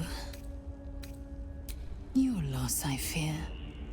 One day soon, you will wonder how my lips might have tasted, how my fingers on your skin might have felt, and you will wish you could return to this lost moment. What an awful time to confess feelings for someone. I mean, that was her attempt at romance? What was that? Let's just forget that ever happened. And go down into Ethel's cellar, where we have another problem we have to deal with. My condition likes being ignored as little as I do. I must consume another artifact. And soon. Thank you.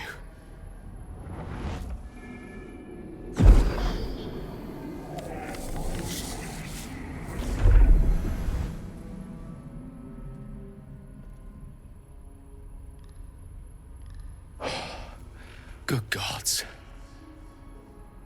It hardly has any effect. Oh, Mistra, have mercy on us all.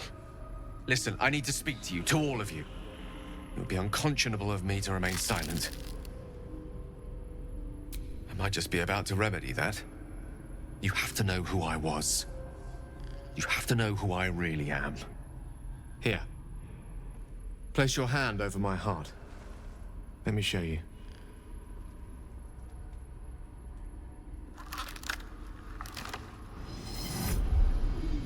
You feel the tadpole quiver as you realize Gale is letting you into the dark.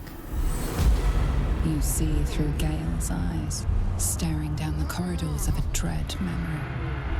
A book, bound, then suddenly opened. Inside there are no pages, only a swirling mass of blackest weave that pounces. Its teeth, its claws, it's unstoppable as it digs through and becomes part of you. And gods, is it ever hungry. What is it? What do you see? Thankfully, the moment I absorbed the fragment wasn't enough to kill me outright. It was only the beginning.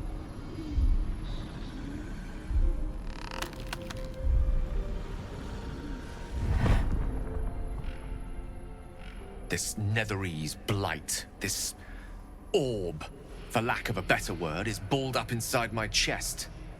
And it needs to be fed. As long as I absorb traces of the weave from potent enough sources, remains quiet. Were it ever to fully destabilize, however. Rather worse, actually. I will erupt. I don't know the exact magnitude of the eruption, but given my studies of Netherese magic, I'd say even a fragment as small as the one I carry, it'd level a city the size of Waterdeep. You thrice-damned rotten bastard! You've been the greatest threat to our lives all this time!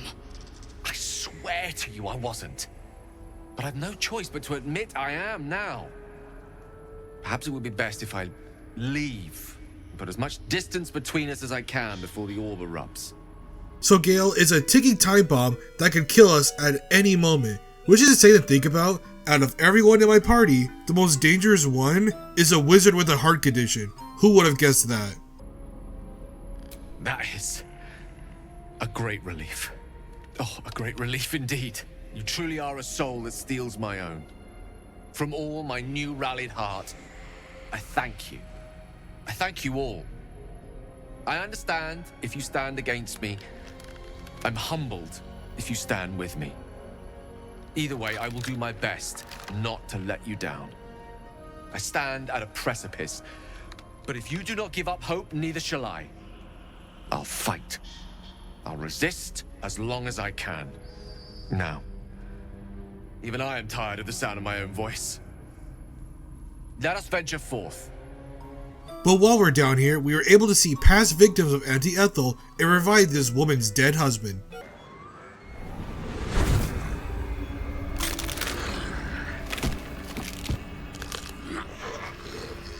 What's happening? Why is he still dead?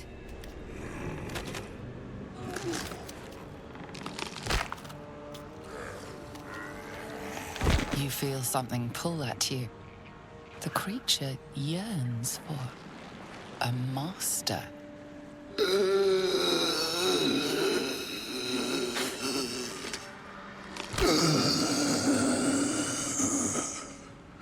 What have you done to him? Getting played by a hag? Color me shocked. But that zombie's her problem now, and I tell them to leave the scene before more trouble arrives. Come on, love. Let's go. And here's where I cut the recording and took a break and realized, hey, wait a minute, did I ever defeat that owlbear? And the answer to that question is no. How did I forget it for so long? I honestly don't have an answer to that. I'm just dumb.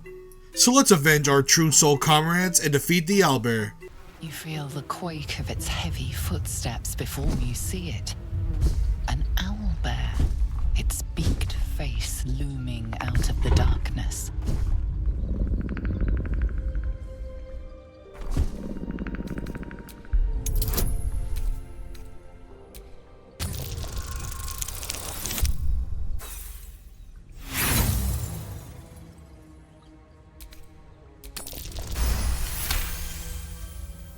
The beast shrinks back, feathers quivering.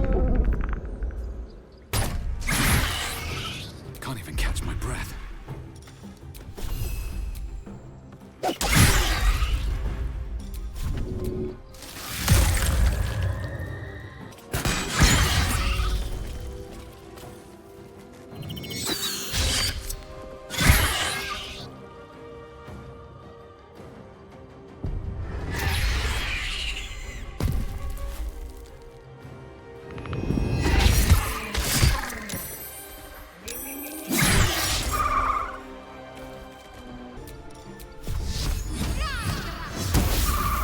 Victory awaits.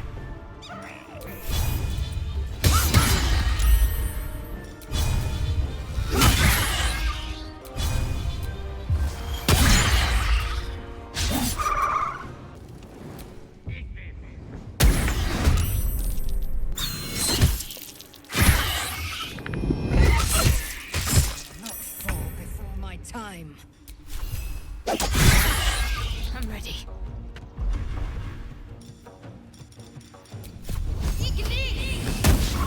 I am fury. I am death.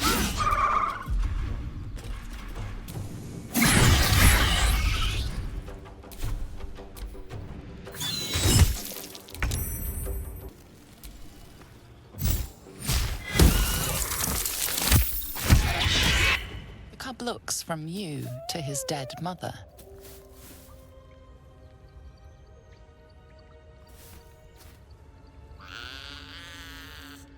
A single strike will end his suffering. It hurts.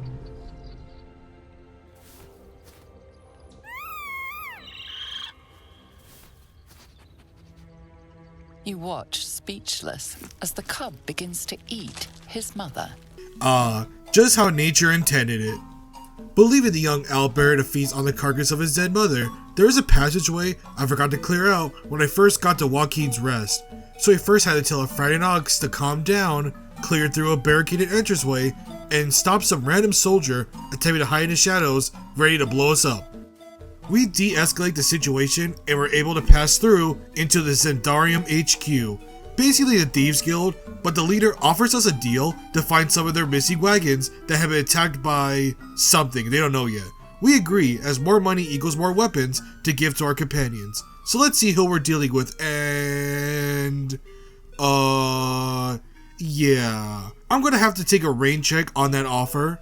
How about instead, we finally figure out what that creepy book was keeping from us now that we have the missing piece to unlock it. The book's pull is irresistible. You feel changed, bettered for having opened it. Suddenly you are capable of anything. Felling mountains, darkening suns, conversing with the dead. Glyphs shift gently before your eyes. Words slip into your mind, onto your lips, forming words you don't understand. And something is trying to reply.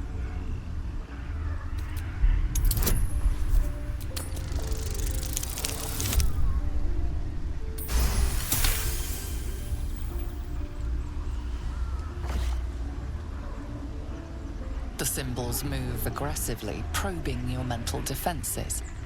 But you hold strong. For now.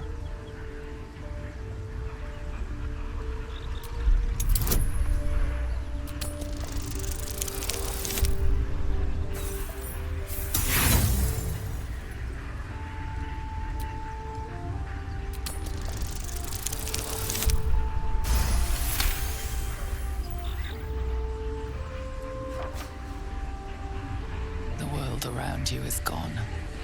You can only see they pull at you, dragging you closer.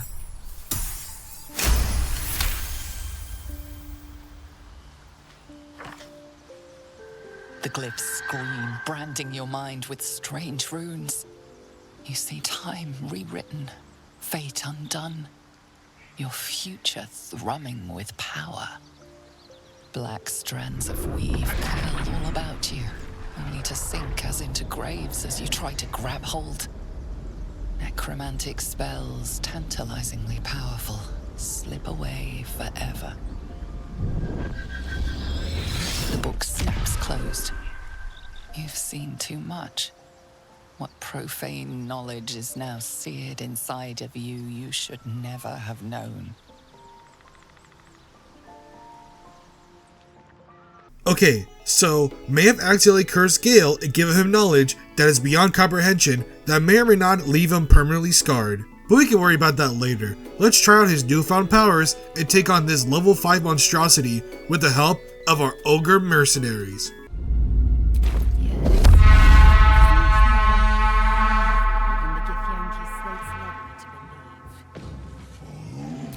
Just wait till you see Baldur's Gate.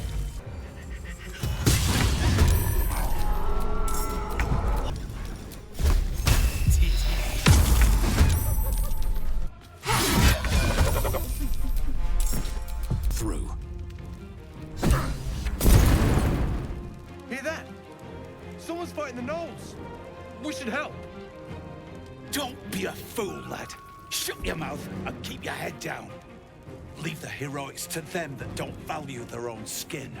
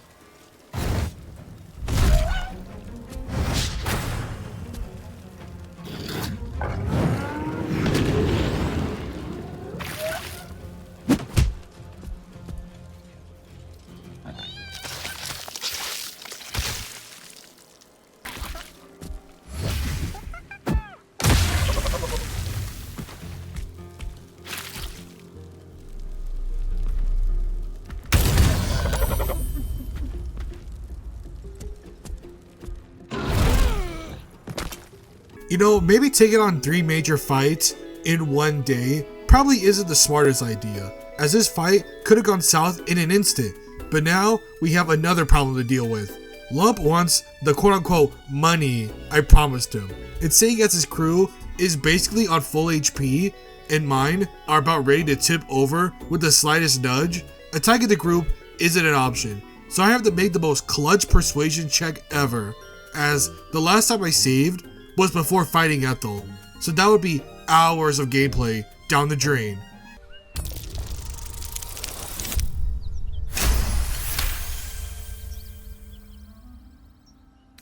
You've got my mouth watering.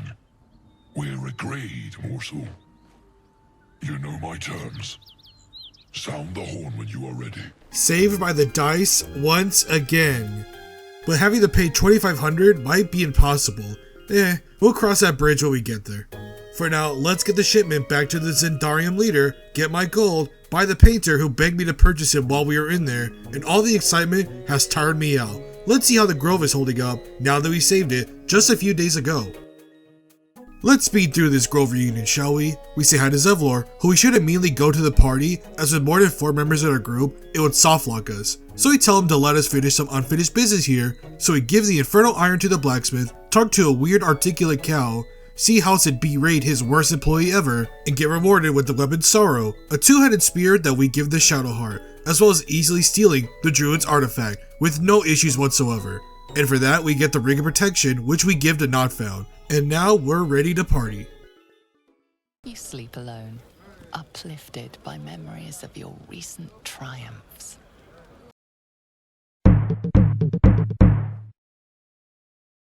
I trust you enjoyed your evening. After all your efforts, it was well deserved. It may be some time before you're afforded another such night. There is much to be done, and I promised I would help you however I could. I'm certain a cure for you can be found at Moonrise Towers, but it's complicated. The journey specifically, it's extremely perilous, though it seems you're well accustomed to navigating danger. I suppose it was too much to hope we were going to be cured here and now. To Moonrise, then.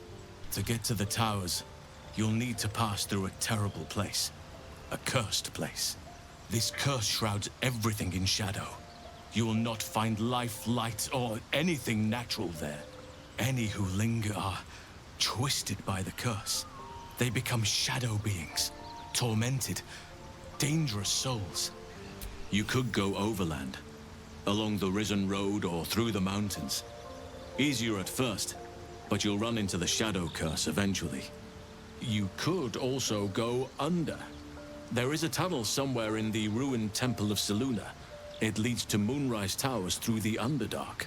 Long ago, a man called Ketheric Thorm built a secret stronghold deep down there, before rallying a whole army of Dark Justiciars, Shah worshippers. Dark Justiciars? Must see for myself. Aridin and his lot were looking for a way down there. They were promised riches if they retrieved a relic called the Night Song. But I think there's more. From this stronghold, Ketheric's forces could access both the Temple of Selûne and Moonrise Towers. But he was defeated before he could launch an attack. If you can find this place, I'll wager it will reveal a more direct path to Moonrise Towers. And maybe even bypass the worst of the Shadow Curse. Anything is preferable to risking the Shadow Curse. I would like to join your camp, if you'll allow me. I can offer my skills, my counsel. I've long sought to return to Moonrise Towers. It seems our fates have aligned. May Sylvanas guide us.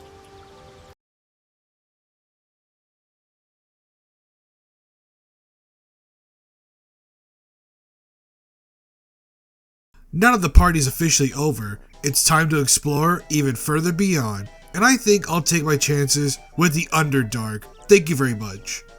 That was the original plan until I got rudely interrupted by Lae'zel, who, need I remind everyone, wanted to head into the mountain pass as that is where a Githyanki Creche could be located. So Lae'zel suggested that we first find this Creche to attempt to cure us with her people's help. I put suggested in quotes here because let's be real, I'm already on thin ice with her, as we've been ignoring the mountain pass for hours now. I also rejected her offering of getting, some warm coffee. And did I mention that she nearly attempted to kill me after it looked like I was about to become a mind flayer? Yeah, if I told her no, she probably would have attempted to murder all of us. And losing a companion on my quest for revenge would be devastating. So begrudgingly, we need to take a quick detour through the Misty Mountain Pass to find where the Creche could be located. When we finally reached the mountain pass, we haggled with an old woman for the money that she was going to give us to steal a Githyanki egg. But by doing this, and my character refusing to look at this woman, we leveled up to level 5. And I'm so glad I was able to level up before I made it to the old temple where the Gith are located, because this is going to be extremely difficult. Even when I'm using 7 characters, this area is no joke. There are a lot of possible enemies here, so I'll need to be strategic and not bull rush in there just like I did inside the goblin camp. So I'll need the perfect disguise to blend in with the Githyanki. But before I officially entered the Creche, I was able to obtain this pouch that held something called the Dawn Master's Crest that would help unlock a very old and very powerful weapon inside the temple. I was going to do this the legit way by finding each weapon to place on the pedestals and unlock it that way, but for some reason, Not Found succeeded his perception check and was able to notice a fake door and unlock it. That has never happened to me on my 6 other playthroughs, so I'm not sure if I got really lucky just now, but at this point, I'll take it over just skipping a few steps. Faithful Gish, Vlakith Gork Shkathzai. We were not expecting visitors, kin. What brings you here?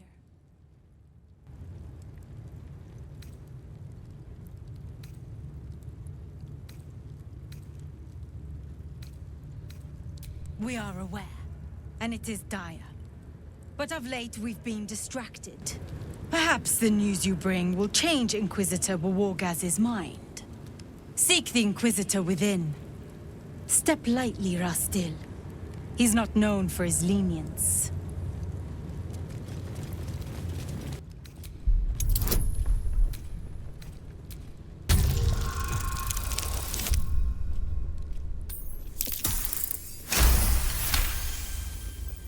You recall stories of a prince riding a comet just like this one.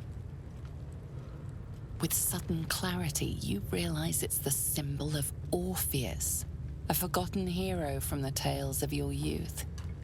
The sign of Orpheus? Blasphemy! Would I could quarter the Vandal myself.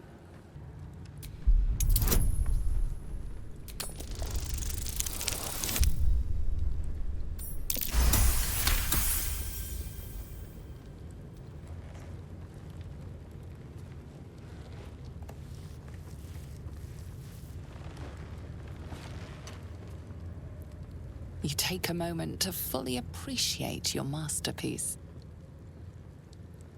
She certainly looks a little less regal now. A wretched display. I thought you better than such juvenile antics.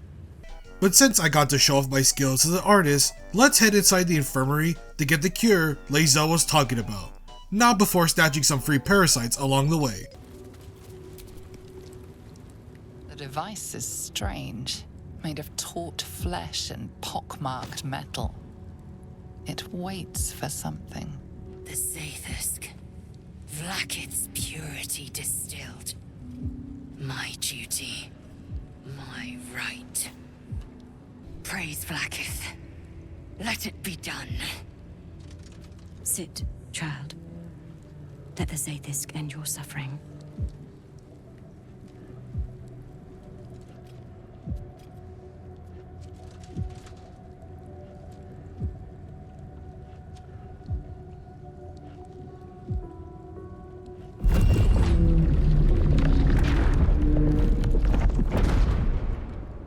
A few inches later. What? Subscribe!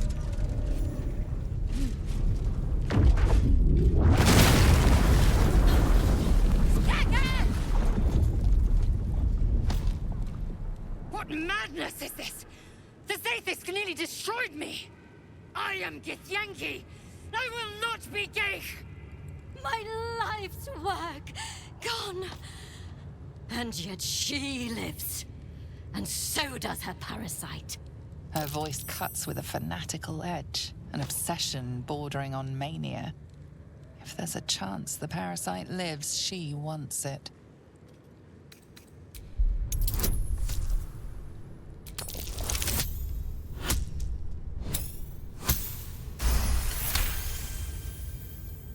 Really? Then all this destruction was a symptom of its power?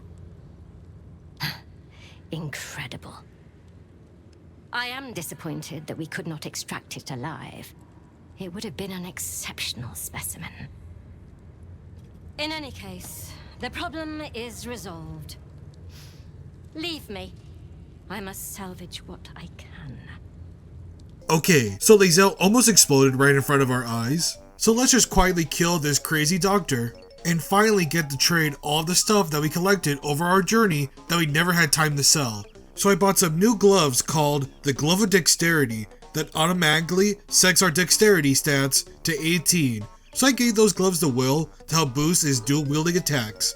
And I really wanted to buy this knife called the Knife of the Undermountain King, but it just cost too much gold. So I'll need to find some more loot to sell to get that knife later. or even persuade this merchant to let me borrow it for a while. We'll see how that goes.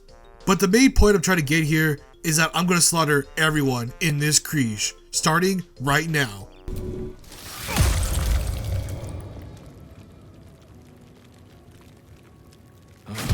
Cue the montage.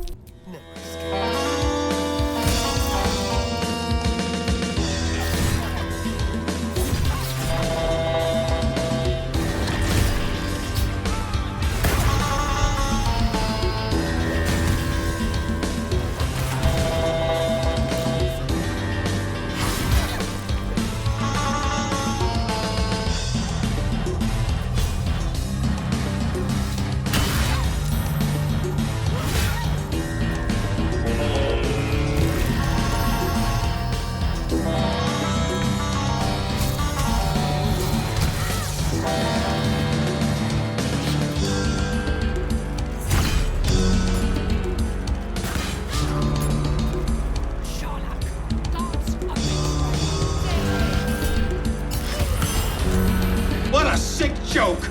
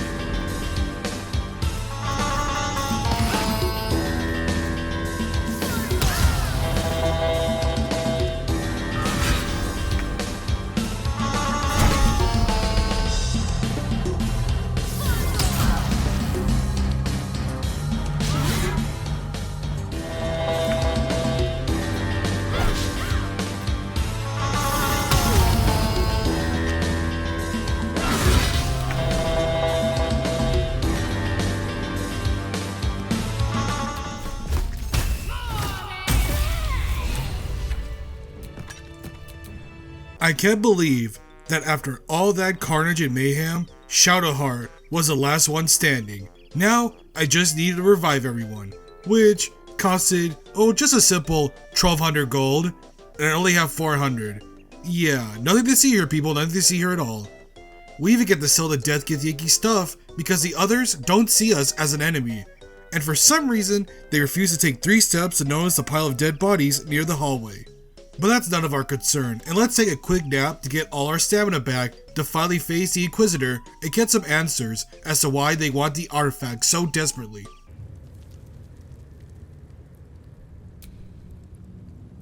No.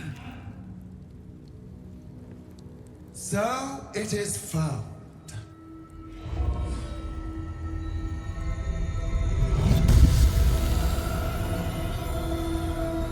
Vlakith Gorg Skathzai. My queen. Skathzai. You are permitted to look upon me. You are invited to kneel. The Deathless Queen has spoken. You will obey.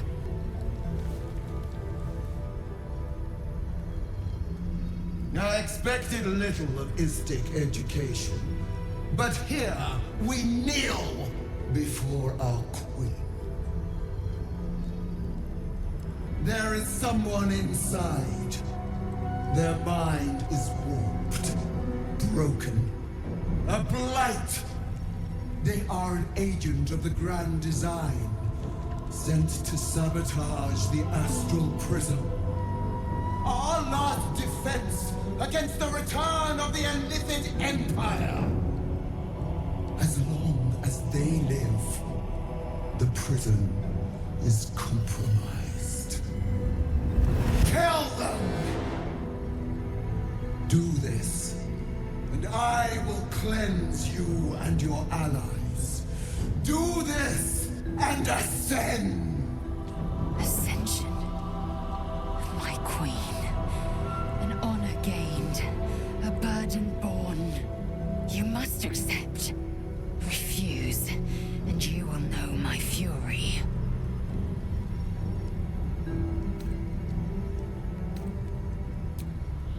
You are being lied to.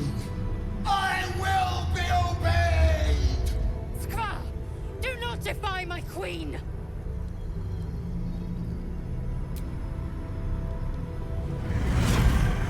Use the Planecaster's power to enter the artifact.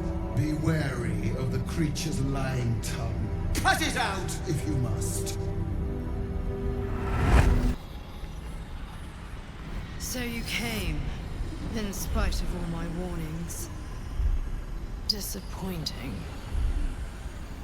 Come, we will talk in private. Just the two of us.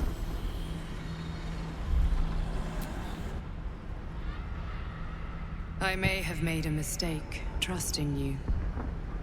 I told you to stay away from the Githyanki. But you just couldn't help yourself. Could you? I'm on your side. I have been since the very beginning.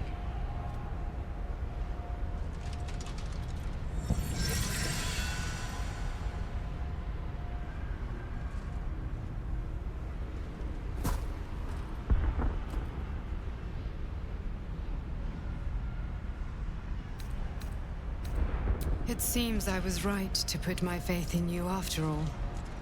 Thank you. Vlakith will be furious, to make no mention of your Githyanki companion.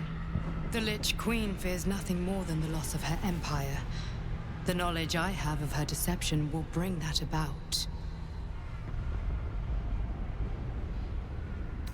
She is trying her very best to kill me, by sending you. Vlakith is lying to her people. She pretends to know how Gith destroyed the Mind Flayer Empire. In truth, she knows nothing. If the Illithid Empire were ever to return, she would be incapable of stopping them. And if her people found out about her impotence, there would be mutiny, revolution, the end of her rule. But that very power, the power to resist Illithid control, which Vlakith only pretends to know, is how I've been protecting you. I suppose she hoped to extract it from my corpse. Since you spared me that fate, she will come for you.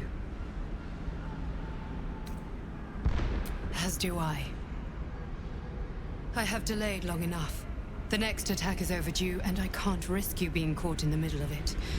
I need you out there, searching for the Absolute. You were on the right path, to Moonrise Towers. Return to it. Be warned, the Inquisitor awaits your return from this place with orders to kill you. No doubt the rest of the Kresh will join him. Good luck. Yeah, right. Like we're gonna kill our Dream Guardian in the first place. Let's be real here. But now we have another problem. We have to kill the Inquisitor, and all these Githyanki surrounding us. This is gonna be another terrifying fight, isn't it? Lae'zel, I've been waiting. You are named Hashalak. Bend your head, for my blade is ready. Rai, please, summon Vlaakith. There's much... Irrelevant, Gake wretch. The Queen has spoken. Your death is decreed. You realize what Lae'zel doesn't? Whatever the outcome of your visit to the Astral Prism, Vlaakith had no intention of letting either of you live. Kresh Yillik, with me, to the death.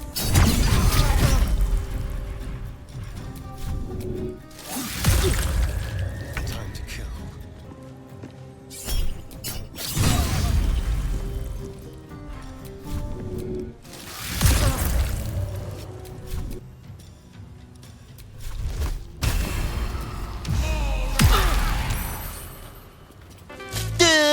I'm stupid!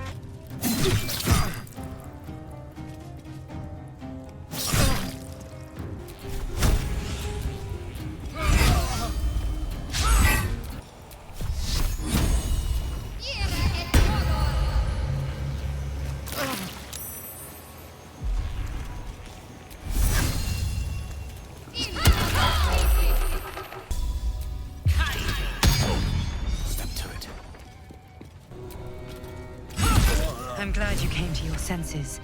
Now leave, before the others come for us.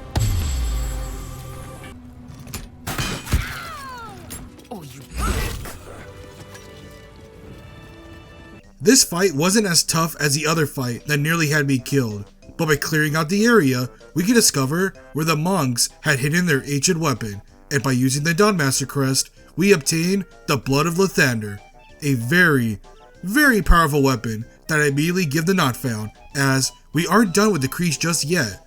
We need to wipe out this entire area before leaving, because now everyone is going to attack us when they spot us. So let's get this party started and eliminate this Kreesh once and for all.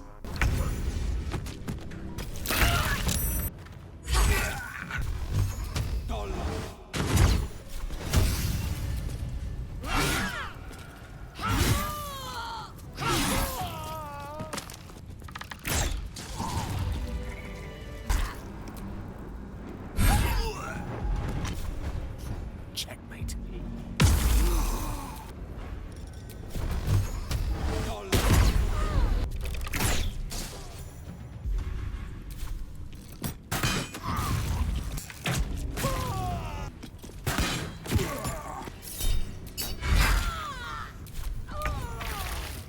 Let's play.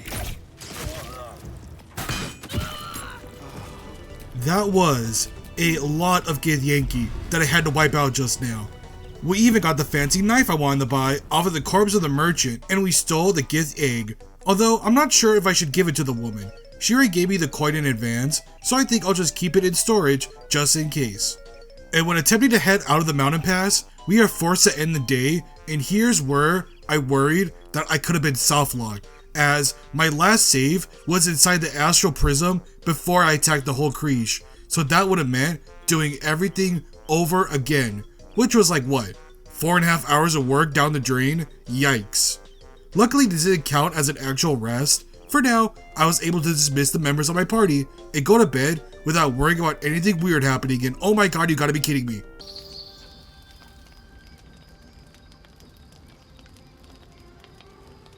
Supreme Kithrak, has Vlaakith sent you to slay me with your own blade? I've not come to kill you, Lae'zel. I've come to aid you. Don't trust him.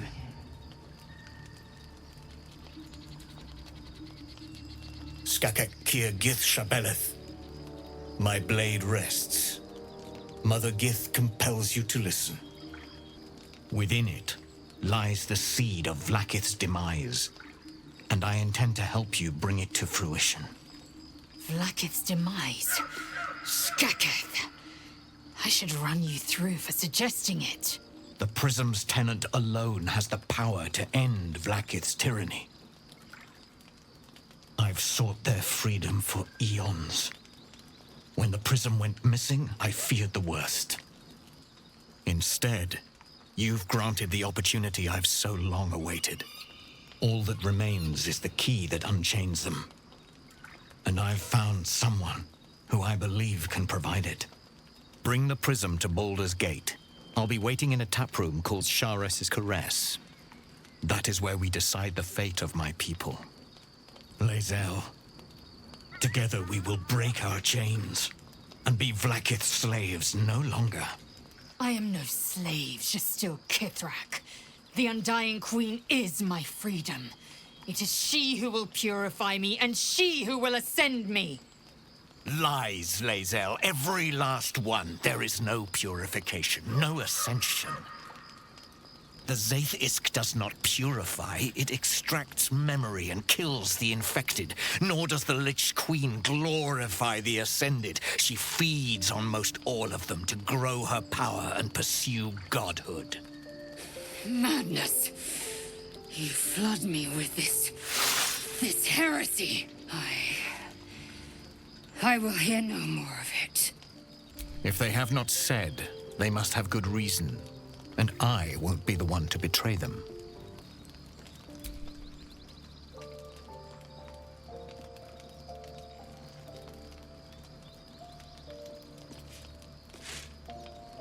I served Vlaakith the whole of my life. Learned her words, fought her battles. Yet she names me her Sharlak. Your words carry truth. I will meet you in Baldur's Gate.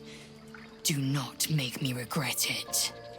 So now Lae'zel finally accepts the truth after attempting to convince her all this time. She has now seen the light, and now we have a Lich Queen that is aiming to take us down. Just add her to the list of enemies we need to defeat at this point. We just can't escape gods, devils, and tyrants wanting to exterminate us any chance they get. So after a good night's rest full of revelation, it was time to get back on track and find a passageway through the Moonrise Towers. This meant going back to the Goblin HQ and killing the remaining goblins that I accidentally left there. Oops, that's on me. We even see the Owl come here and tell him that he could stay with us if he wanted, but he flees before we get an answer. Maybe he'll show up again one day. I hope so. Oh, for a skeleton key.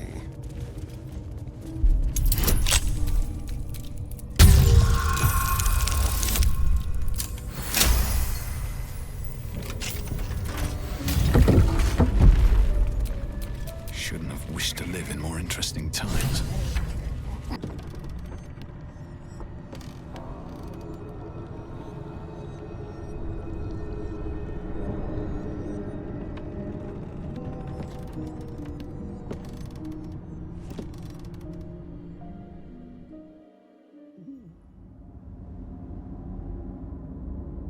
We finally made it into the Underdark, and so far, it didn't seem so bad. We even got to say hello to this nice Minotaur, who just got evaporated right now. Oh my god, wait a minute, this place is a death trap. But witnessing a Minotaur get turned into a steak, we got to level up to level 6. And we're getting much more powerful as we continue on with our journey. Perhaps this area wouldn't be as bad as I thought it would be.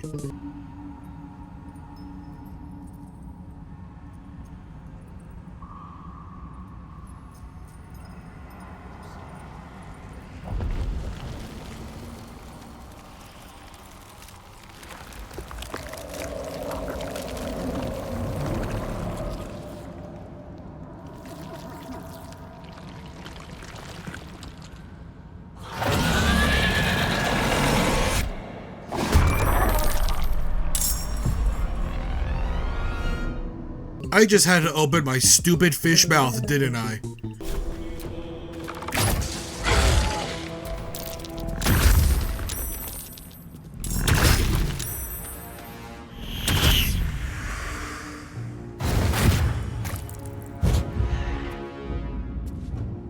Might will prevail. Still on my feet. What do I have to lose? Dust on my tongue. I offer to parley, and he brings a spectator. Twit. Quite ruined my ambush. Now, you are? Rescue? Helpless babes are rescued.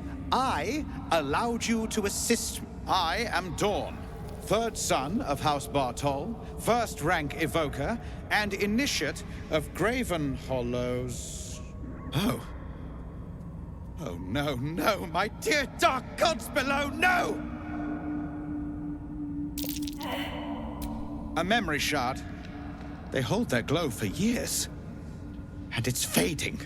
It contains knowledge that is precious to me. If it has grown this dull, then my enemies have already found the forge. Which bastard stole my glory? Zargrim?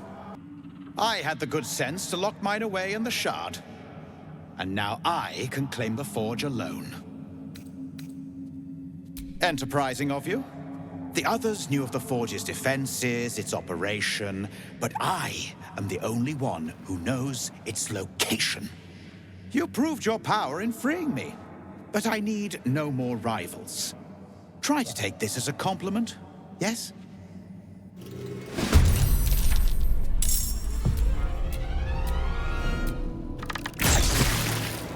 Come on, can't stay idle.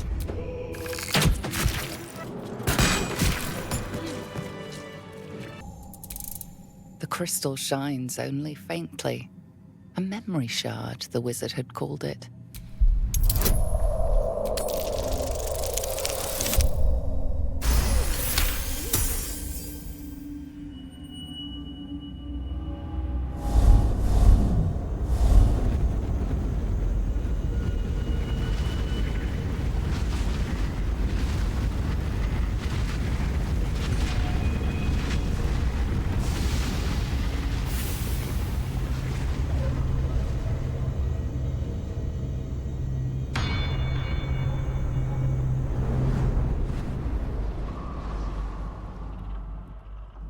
An echoing clang, and you're back to yours. I don't know why the audio glitched there, where it was delayed by literally 2 lines or so, but oh well. Now I know where the forge is located. Maybe I should take a quick peek in there to see what type of treasure was worth all this hassle. More are coming. That voice. Do you hear it too? They're coming. They're coming.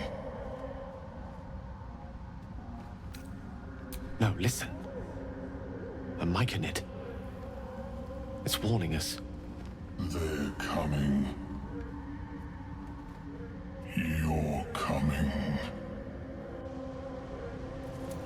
You know, my head's already crowded with the parasites and the other voices in my head. Adding another one to the mix seems like a bit much, don't you think? But these were actually friendly voices this time around, as they were mycoids wanting our assistance in avenging their dead. A group of cultists had invaded the Underdark and had made up a refuge somewhere deep in the cave system. So we agreed to help them get revenge, heal up a gnome who escaped from the cultist camp and wants us to save her people from being used as indentured servants. So we get 2 quests done at the same time for plenty more XP. We even bring alongside a mycoid named Glut, who lost his group when the Fire Nation attacked, so he wants his revenge. So many people want revenge, and now the plants want revenge, my goodness. But in the middle of all that, I attempted to save someone who had gotten himself stuck in the middle of a giant mushroom field. Stop! Stop! Bibberbang! You recognize the name. Bibberbang, a mushroom that releases dangerous spores. Highly flammable. Please. You help. Scroll. Escape. My bag, please. I've dropped it somewhere. So I just used a mage hand to grab the bag and save the man. Wow, that was way easier than I thought. For my troubles, I get a bit of coin and even get to talk to 2 scholars that are down here.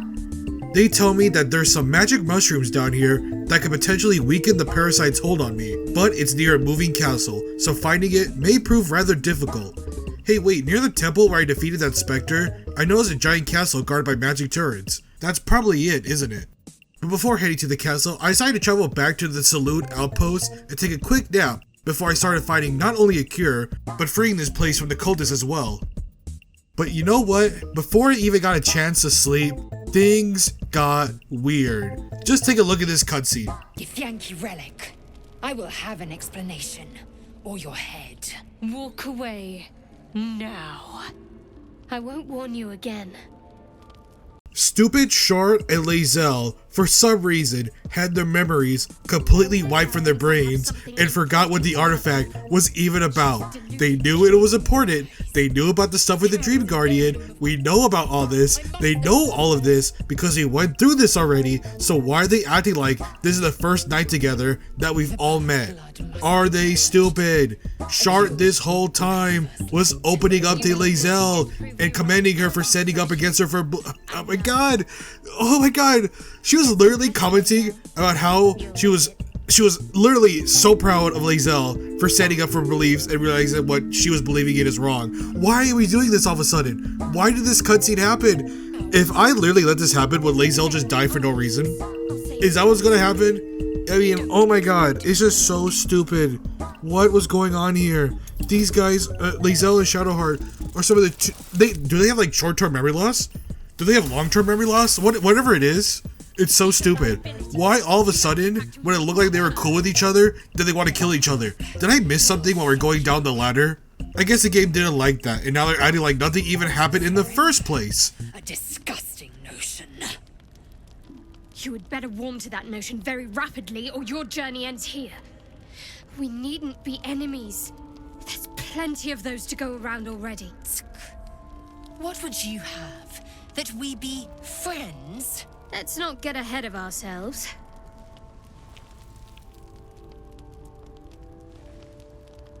But imagine what we might achieve if we channeled some of that hostility back at our real foes, instead of each other.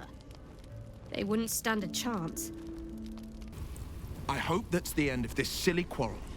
They'll have no energy for battling our enemies if Lae'zel and Shadowheart are too busy squabbling among themselves. What a wild ride. With the 2 idiots finally calling it a truce after being with each other's company for what, the last week or so, we finally got started with attempting to find the magic mushrooms the 2 scholars wanted me to find. Not before I told Shadowheart to eat a magic mushroom that'll help her regain some of her memories. She agreed to eat the mushroom, and she only remembers just a random memory of her getting picked on and being friends with a tiefling named Renaud, so maybe that's someone to look out for when we finally reach Baldur's Gate. But for now, let's grab the mushrooms and head back to the nice squid man.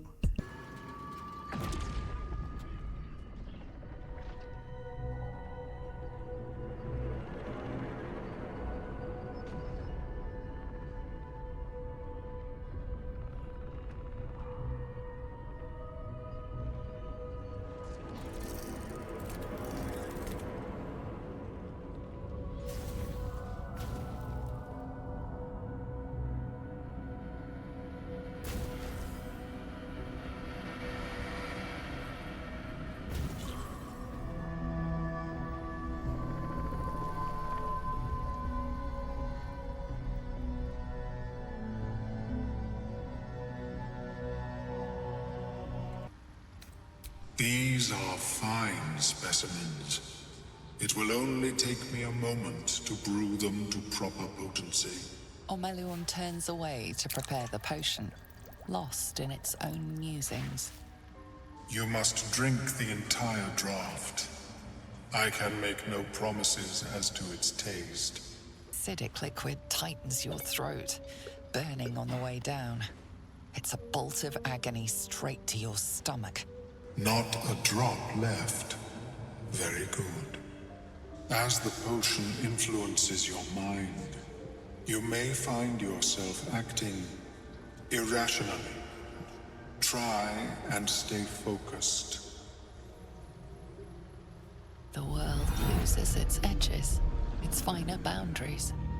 You are fluid, but trapped like a creature suspended in amber.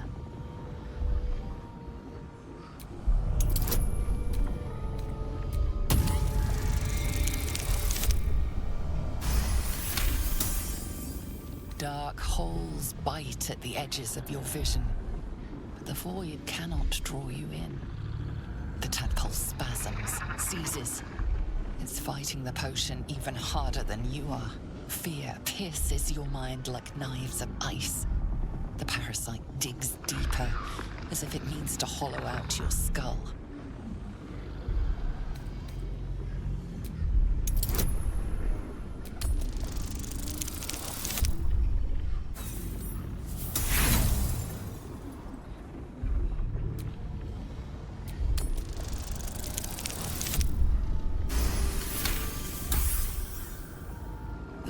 Blades lose their edge.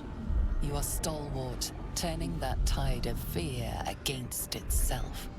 The parasite swells with power, more power than you have ever felt before.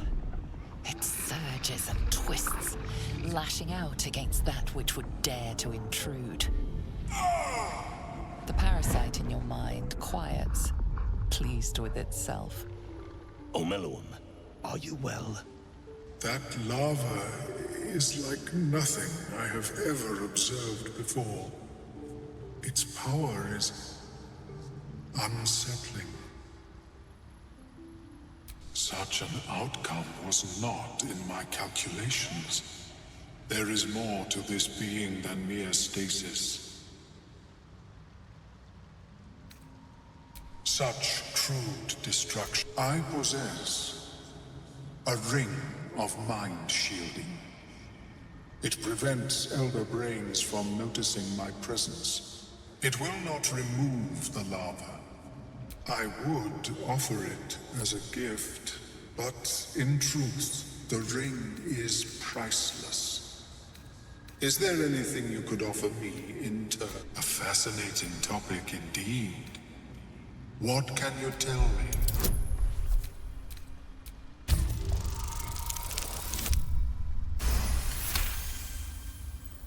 What a brilliant experience. To feel one step closer to my ancestors is a fine gift indeed. Here, it is yours. May it serve you as well as it has served me. A pretty thing, and at least it offers us some protection from the tadpole. Of course, the lava remains. Be ever vigilant of its growth. Getting the ring of mind shielding was a pretty nice reward, but now let's head further into the Underdark and help avenge Glut and his fallen colony. Not fair for company? Must have let it get in your head.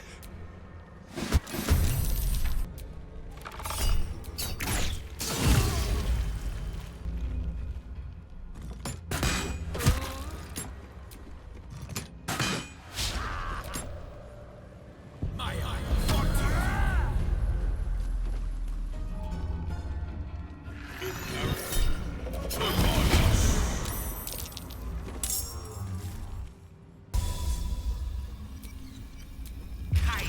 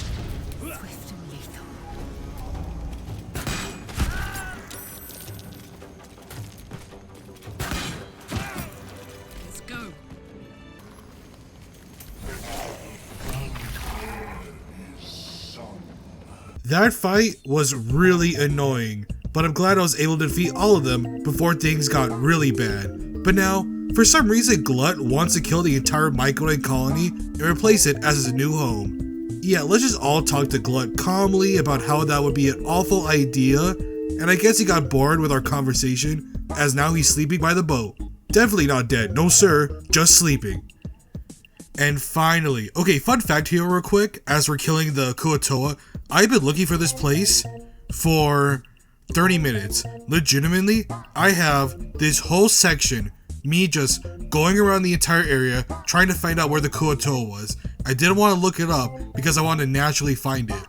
But after 30 long minutes of searching all around the place, and even going to the corner where the hook horrors are chilling, as I thought that may be the location of where the Kuo-Toa are located, but no, it wasn't. I almost died during that fight, but by clearing that area, I was able to obtain some magic tree bark that's needed for a mission to get a new dagger that I'll get later. But finding this place was so worth it. It was so funny seeing this cutscene, and we got some free XP for defeating the Kuo-Toa, and we even got to meet the owlbear cub again, and we gave him a treat. I feel like he's going to join the camp soon. Maybe I need to lay more food for him, like those Instagram reels that have invaded my explore page, showing people rescuing poor cats and making outdoor cat hotels. They are literally so adorable.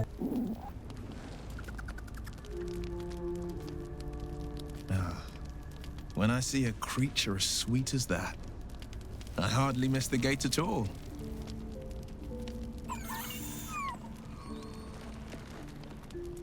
It'll be back. Be on your guard, or risk getting a peck. It greets you with a harrowing elegy. The music shifts, still melancholic. Do you hear? Fragrant spores waft. Freely you have given the Guardian, but before this, I have another boon to ask of you. You have cut out the Dwergar blight, but not its source. In your mind's eye, Spore shows you a drow striding among Myconid dead. Near. This one is called. He hunted us. Hunt him in turn. Bring me his head, and I will know my circle is safe.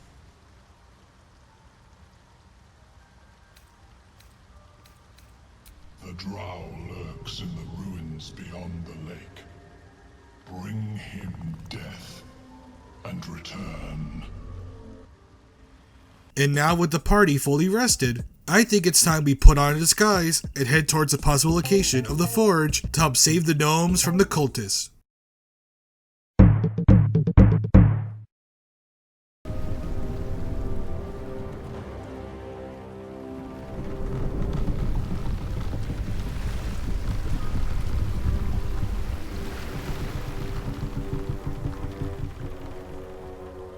You there! Drow! Why are you in Gexraft?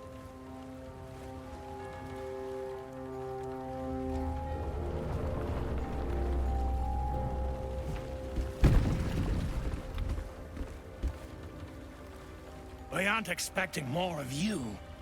Where's Gek? Who are you?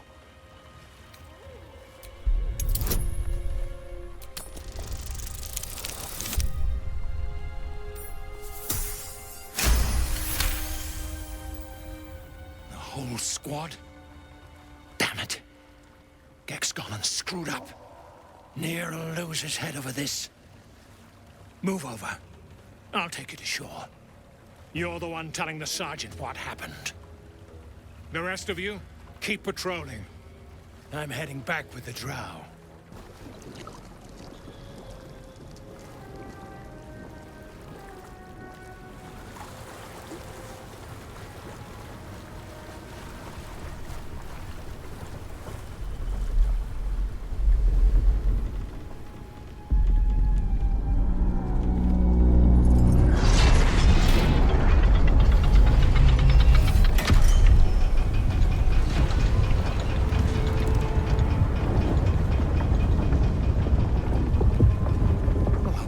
Sideways. We've got a welcoming party.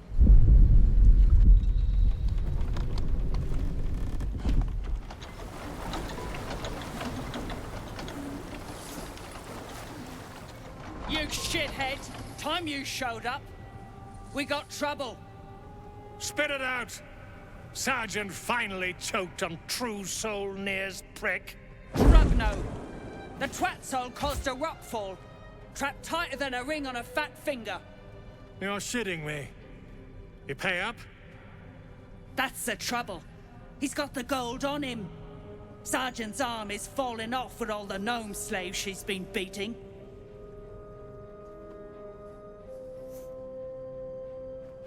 Who's the hoon?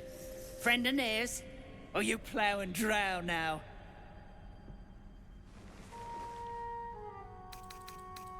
Pity for you. A good plough might dislodge that stick from your... You feel the slightest of stirrings in your head. The Dwergar is not infected, yet your minds resonate. I'll be... You're one of them cult freaks. Felt the tingle. Your twat-soul chum owes us a load of coin. You want through... Unclog your hole. Just shitting around. But I'm warning you. That twat-soul ain't settled up soon. There'll be hell to pay for the lot of you cult buggers. It's been so much fun attempting to try and blend in with the enemy by hopping in disguise. I don't know, I feel like for my rogue character, it makes a lot of sense to hide my actual appearance because I don't think people would take kindly to seeing a random Kuo-Toa running around being so far away from possible water sources and be like, wait a minute, what's he doing here? I think people would get suspicious on what I truly am. But this entire area is flooded with enemies. There is no shot I can take on everyone at once, even with 7 people in my party. So let's explore the area first and see if we can find anything that can help boost our odds. No more! No more pain, no more work! All must die!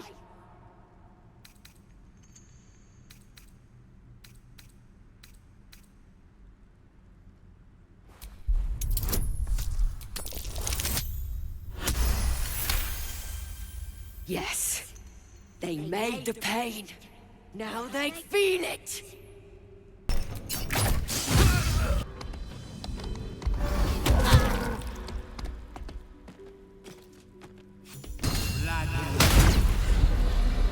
Vhagar can't hurt anymore.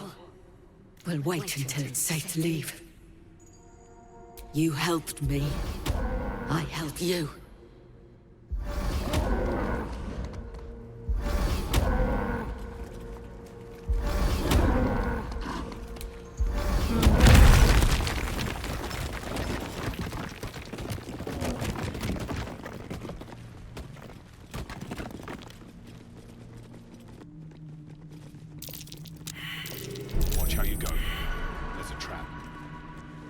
Yeah, let's not go that way. Instead, let's climb down and destroy some mimics that give me some gloves that boost my AC and bardic inspiration, if I had a bard class to use.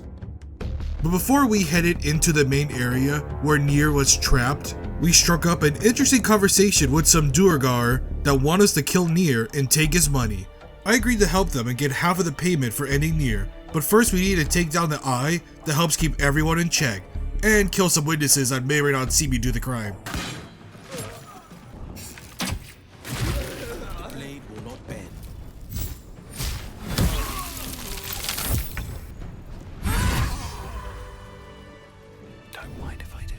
And even going further into the forge, we were able to steal a rune powder bomb from a hiding deep gnome. Hold it! I swear to Iron Hand, one more step and a blow us to chunks. Wait, what in the hell's?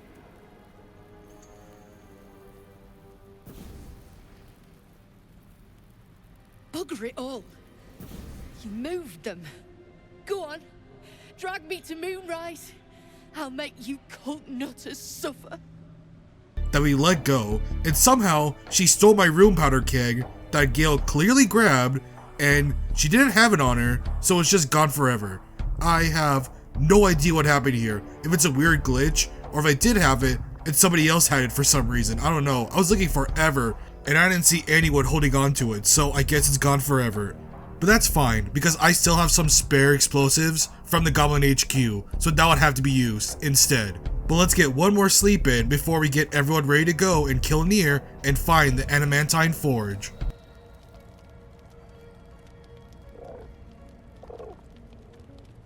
The cub holds out his leg, revealing a ragged wound.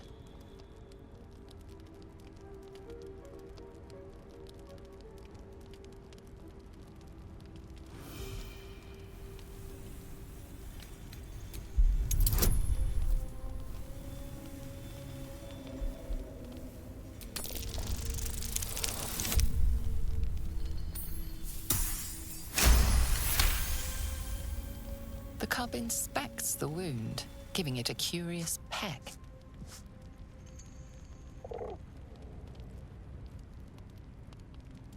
I love him so much! The Albert Cub is going to be our good luck charm, I can feel it. But I got some bombs ready to go. Let's bring our plan into action and kill Nier, get our money, and save the gnomes. Well, almost save the gnomes, that is. How you come turning my people.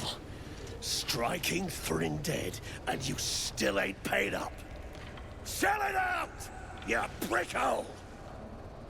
Drop the blade, Dwergar. You shall have your coin. You're damn right I'll have it. Me and that one, we got a deal. We beat your ass and dig the Jews out from your carcass. You bargained with this wretch. How vexing. True soul, prove your faith. Heretics, let Nier be your...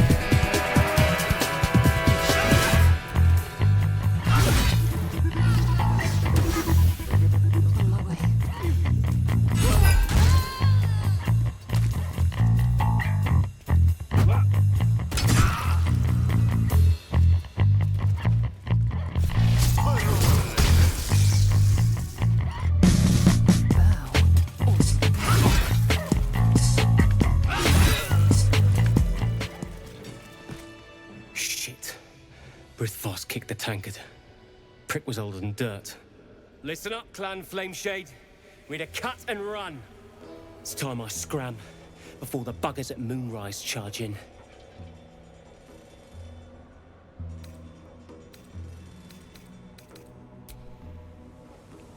My pocket's been picked. Try the cadavers. Probably loaded with loot. You drunken twat! No escape.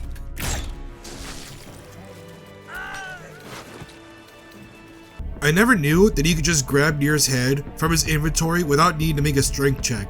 That's hilarious. But with everyone gone and the gnomes saved, yes, the gnomes are technically saved, as I looked everywhere and it shows that there are no gnomes that are dead, except for the one obviously from the cutscene. But all of them survived and just ran off, and for some reason, when I returned to the Underdark to tell the injured gnome the good news, it says that the gnomes didn't survive, even though that is clearly BS, and I went through the footage multiple times and I cannot find one dead gnome near me. So I have no idea what happened here. Maybe it's because I stole the money already and the game freaked out. It's like, wait a minute, you're not supposed to have that. Comment down below what I did wrong, because I have no idea what happened to the gnomes. They are alive. It's just the game doesn't think so for some reason. So let's finish off the last few things we have to do before heading into Act 2. I made my way into the forge, cheesed my way to a victory against a Dwarven Centurion, created the Animite medium armor, gave it a shadow heart, went back to the Blighted Village to make a fancy dagger made out of some magic tree bark, finally got to level 7, and that was it. That's the majority of things done for Act 1. Now I had to make my way up to the elevator to see what lies ahead in the Shadow Cursed Lands in Act 2. And that's it for Act 1 of my Vampire Fish challenge video. Hope you all enjoy, and I know this one was pretty long when describing a lot of things that happened during the first part and letting just cutscenes play out, but seeing some of the broken animations for the poor Kuo-Toa mod was just so hilarious that leaving some parts out wouldn't do it justice. And Baldur's Gate 3 content is new to my channel, so I just wanted to showcase the variety of things you could do for your first playthrough. And I know I didn't cover every single thing. I know I missed a few things in Act 1. That's how much stuff there is to do for this game. I spent 13 hours in Act 1 and I still miss a few things.